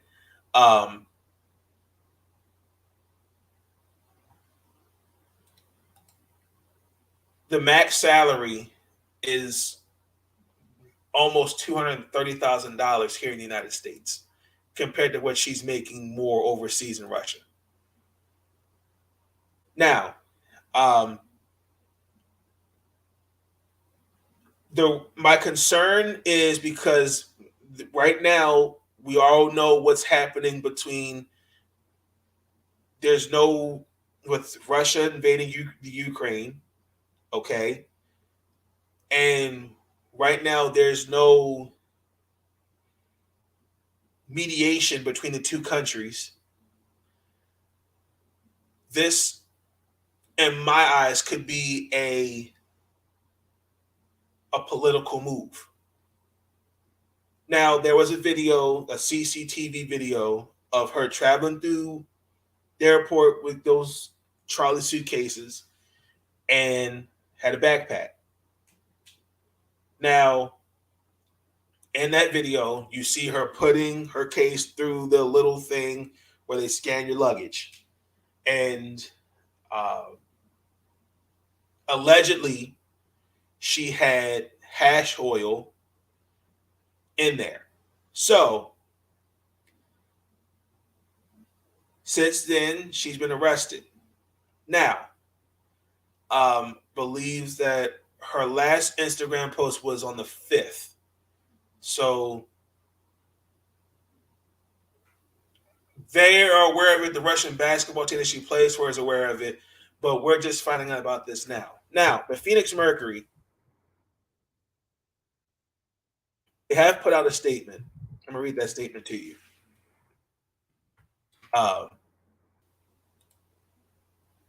Really quick, let me pull this up.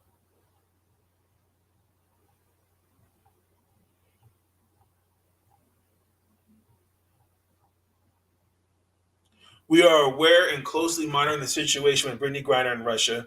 We remain consistently in constant contact with her family, her representation, the WNBA and the NBA. We love and support Brittney at this time. Our main concern is her safety, physical and mental health, and her safe home return.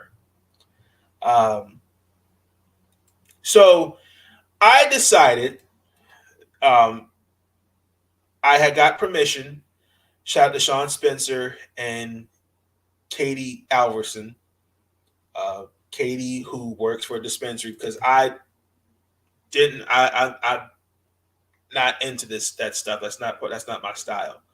But broke it down for someone like myself and explained the whole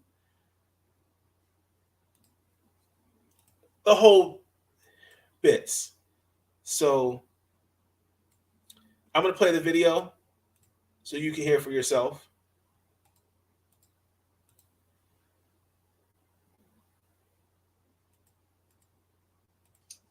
A little backstory for me, as I work in the cannabis industry and I work in a dispensary, so I understand what she's being detained with. And the little cart things that she has are probably no longer than an inch and a half. And there's a tip on it from what you smoke from, and then there's the oil part. And those oil parts can only have maybe a half a gram to a gram of this oil in it. And it sounds like she had maybe 7, maybe 8 carts, maybe not a lot. It's not like she had like ounces on her. Right, She had more grams of these on her, enough probably to last her time over there. Right. Because you're not even allowed to be sold a lot of them, depending on which dispensary you go into. There's limits. And so it's just interesting now that Russia's in this war with Ukraine, and all of a sudden we're putting all these sanctions on their oligarchs and on their people and on their financial system, trying to crush them, that they now are letting us know they've detained her as kind of a pawn in their game to say, okay, you've done this to us. Now I'm going to let you know we have one of your best WNBA players detained when they've had her for 3 weeks. Right. But I'm just telling you what it sounds like is, to some people, it may sound like bad because she did take it over there and she probably shouldn't have. But to tell you, these things are so small. They're not very big at all. They're tiny. And they only have so much in them. So if there are 0.5 grams of it, this oil, she could have 10 of them and it would only equal 5 ounces or 5 grams. So it's just crazy that in this day and age that we even have to worry about being detained for this stuff. But yeah, I can tell you right now, it sounds like she doesn't have like she has grams of this, not like ounces or pounds or enough that you would get even like international narcotics agencies involved. Yeah, it looks like they took advantage of a situation where they're like, oh, we can use this. So that's terrible, man. Prayers for her. Hopefully she is able to get out of that and get home safe. For sure. That's okay. So next, I'm going to show you the picture that Kate shared with me. This is most likely what Brittney could have had allegedly. That's what it looks like. So I don't like it because of the political climax that we're in. And she's one of 70 WNBA players. That's about half of the 144 for the W that are overseas. And again, like I said, what they're making, the minimum salary is less than is a little over 60,000. And the next is 200, almost 229,000. That's ridiculous. I mean, Diana Taurasi, I think it was like back in 2015, because she played for the same team that Brittney's on. I think it's it's where is it? UMC Kittenberg, where she made a report. It was like almost $1.5 million. It's more money over there. Like that's just all of them. I mean, where you've got and more example, Ariel Atkins, Griner Stewart, Jonquel Jones, Courtney Vandersloot. I mean, just Just a few examples. Now, I do like the fact that some of the politicians have spoken out, and they're going to do everything in their power to get her home. Which means that there's going to have to be a deal cut. Now, I do know, I think his name is Colin Alred. He said he's working with the State Department to secure a deal to get her home. Now, I just feel like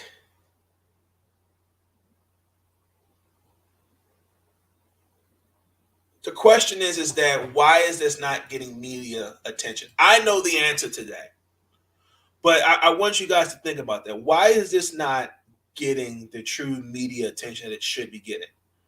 Because again, like I said, we talk about we've talked about the Los Angeles Lakers, and this should be more. This should be more of a story.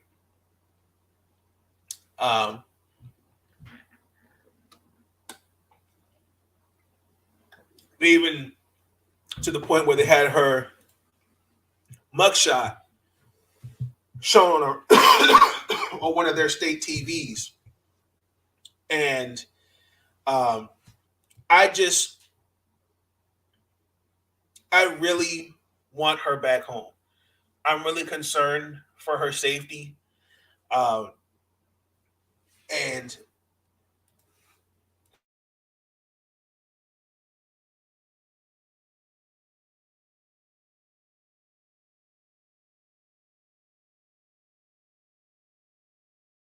excuse me, I apologize.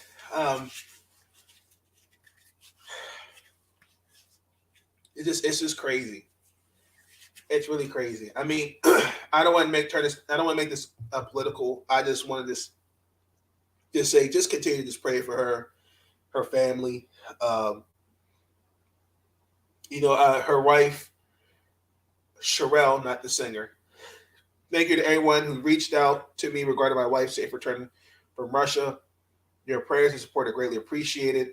I love my wife wholeheartedly, so this message comes with during the weakest moments of my life.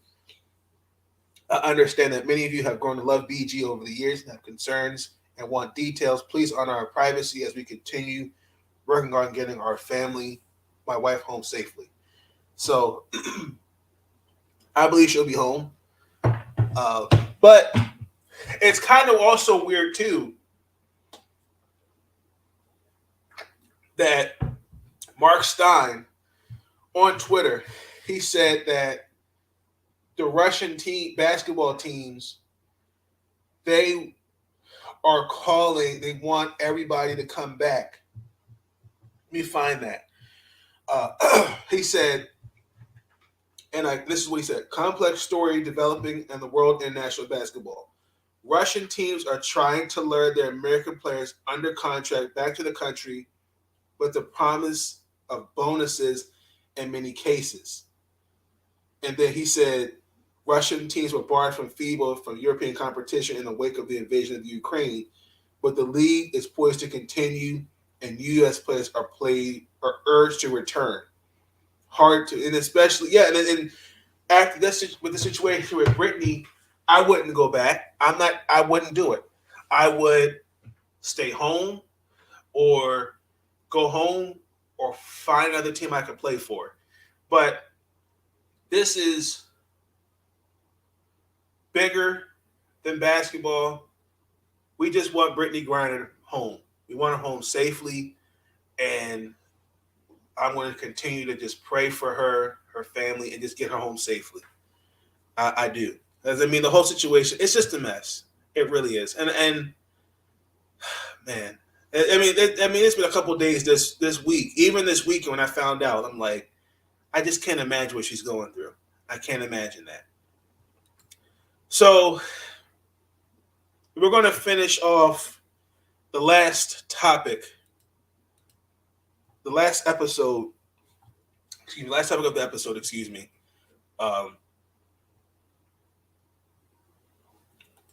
We're going to revisit if Johnny had 5 apples.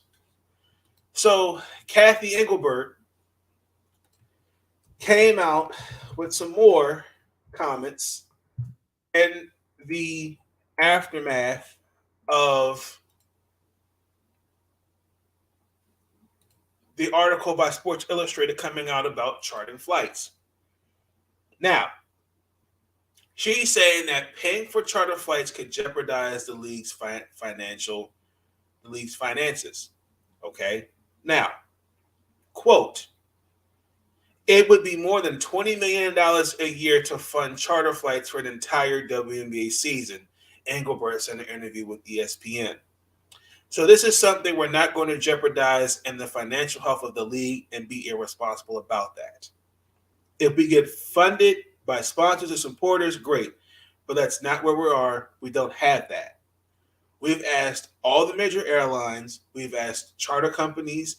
I've been working on this since the moment I came into the league. But without sponsors stepping up, it's just not in the cards right now.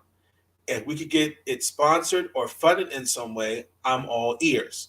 I've gotten a lot of calls over the past year about this since, and we've been back in our 12 markets. The price, then the people price it out and they see it's 20 million plus. You never hear from them again. Now, Joe Tsai, who is the owner of the New York Liberty, he chartered flights for the New York Liberty. Now, that was a report that also was in Sports Illustrated that the league had given a proposal to the league of 3 years of charter flights that would have been paid. But according to the report, that was denied. Now, Kathy Engelbert, well, this was the WNBA, but she also also reiterated that there was no deal. She said, and if there was, there would have been one. It would have been supported.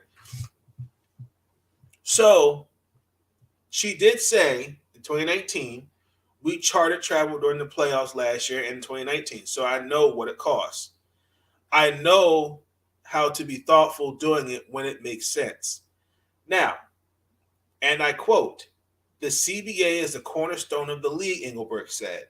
And absolutely, we will never apologize for enforcing the CBA that was negotiated with the players and the Players Association. That's what we did here. The ultimate equalizer that the league, which is neutral, will come in and make sure that the teams are following the rules, and all the owners want that as well. Quote, rules exist to create that competitive balance and to give every team an opportunity to compete for a championship under fair rules. There has to be a level playing field as much as you can have a level playing field. Okay, fine.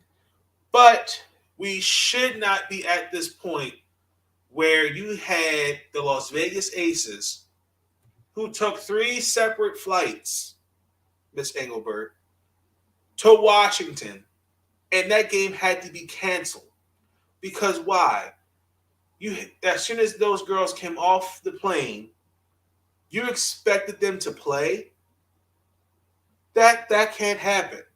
Now, in this article, again, and I quote, the whole reason for the 3 to 5 year business transformation plan to have access to capital is to grow revenue so that we can fund more things like charter travel in the next phase of the league. But we are not even close to being there yet after 2 pandemic years. I think we always have good, healthy debates in our board of governors rooms about things, but it's not something we've been able to find a sponsor to step up and fund charter travel. Now,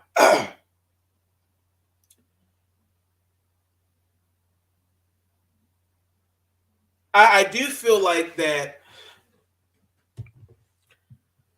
they're not trying hard enough. And I believe the National Women's Soccer League, they just got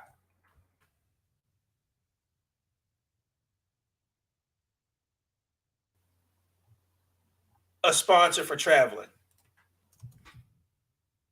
Now, they've made it clear. I think Delta Airlines is their travel partner. Okay.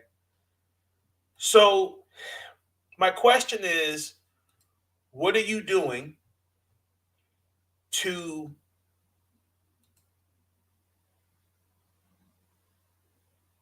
find sponsors? Because she's saying we're not going to jeopardize the financial health of the league and be irresponsible. If we can get it fueled by sponsors, supporters, great. But that's not where we are. We do not have that. Okay, so my question is, Miss Kathy, where are we at? Like we're going to now year 26. I know you came in to this, you came on this ship and it's been a mess. But we should not be at this point where we don't have something. I mean, she even made it clear that she's not going to use the $75 million that she got from sponsors. She's going to use that to more marketing and brand elevation. So that's out the window. Okay. Now,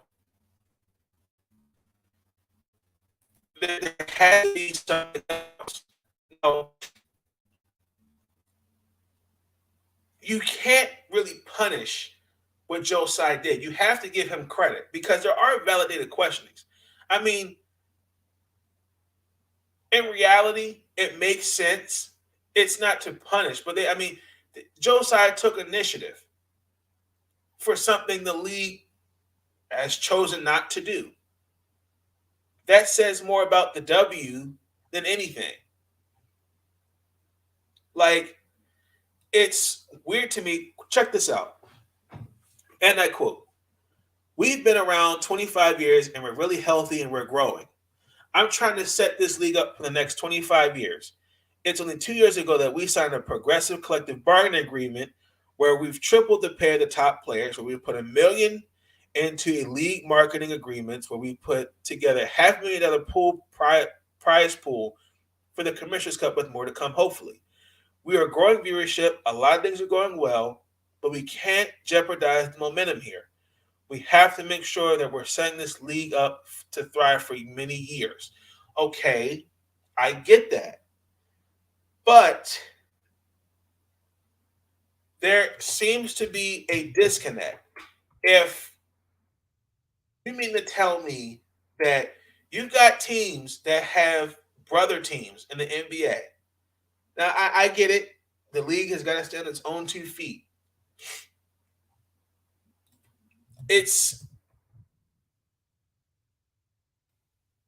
So pretty much what you're saying is, well, this is just going to happen. You're just going to have to just deal with this until we figure something out. Now, that also pretty much says, okay,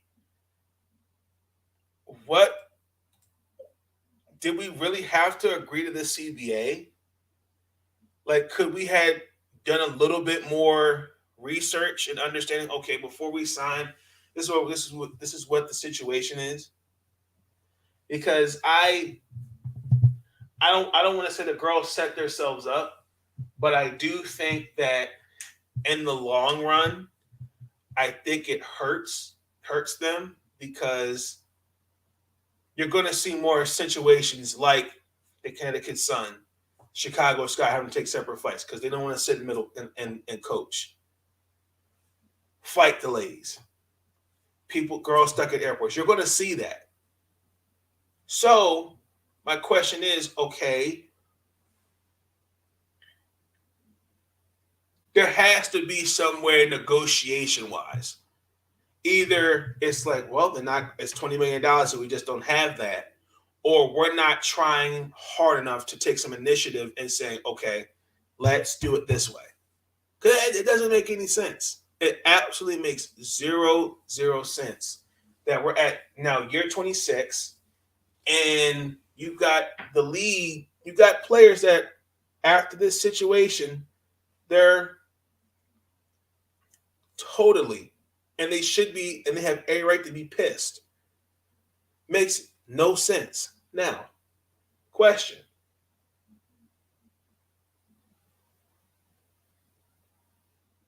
If you're Kathy Engelbert, I'm pretty sure you can make a phone call to the commissioner of the National Women's Soccer League, say, hey, give me some ideas, give me some tips on what did you do to get Delta as your sponsor for the league?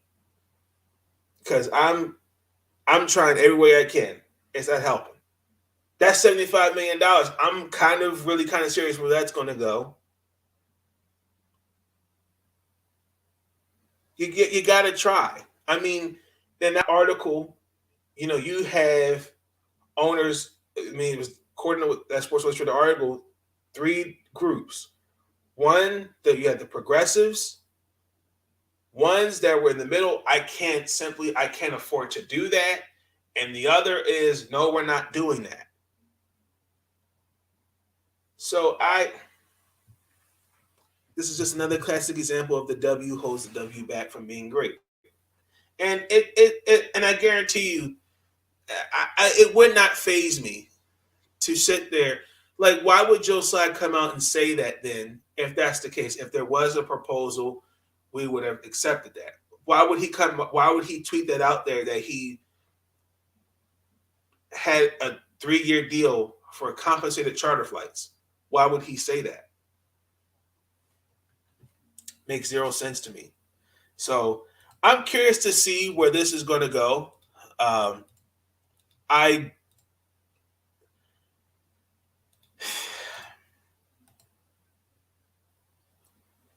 don't know.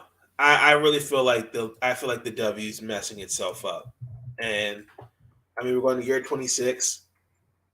We'll see. We will see. So, other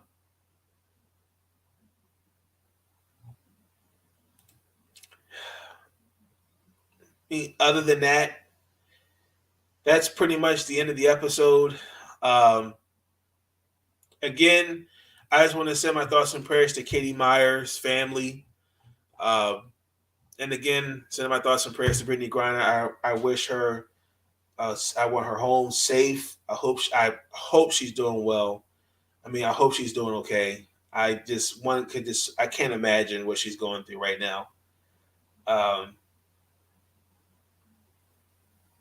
Crazy, man. Crazy. But if you like the episode, let me know your thoughts. This is episode 7 will be up Friday. Be on the lookout for the special episode for after Selection Sunday for March Madness. There'll be a live bracket.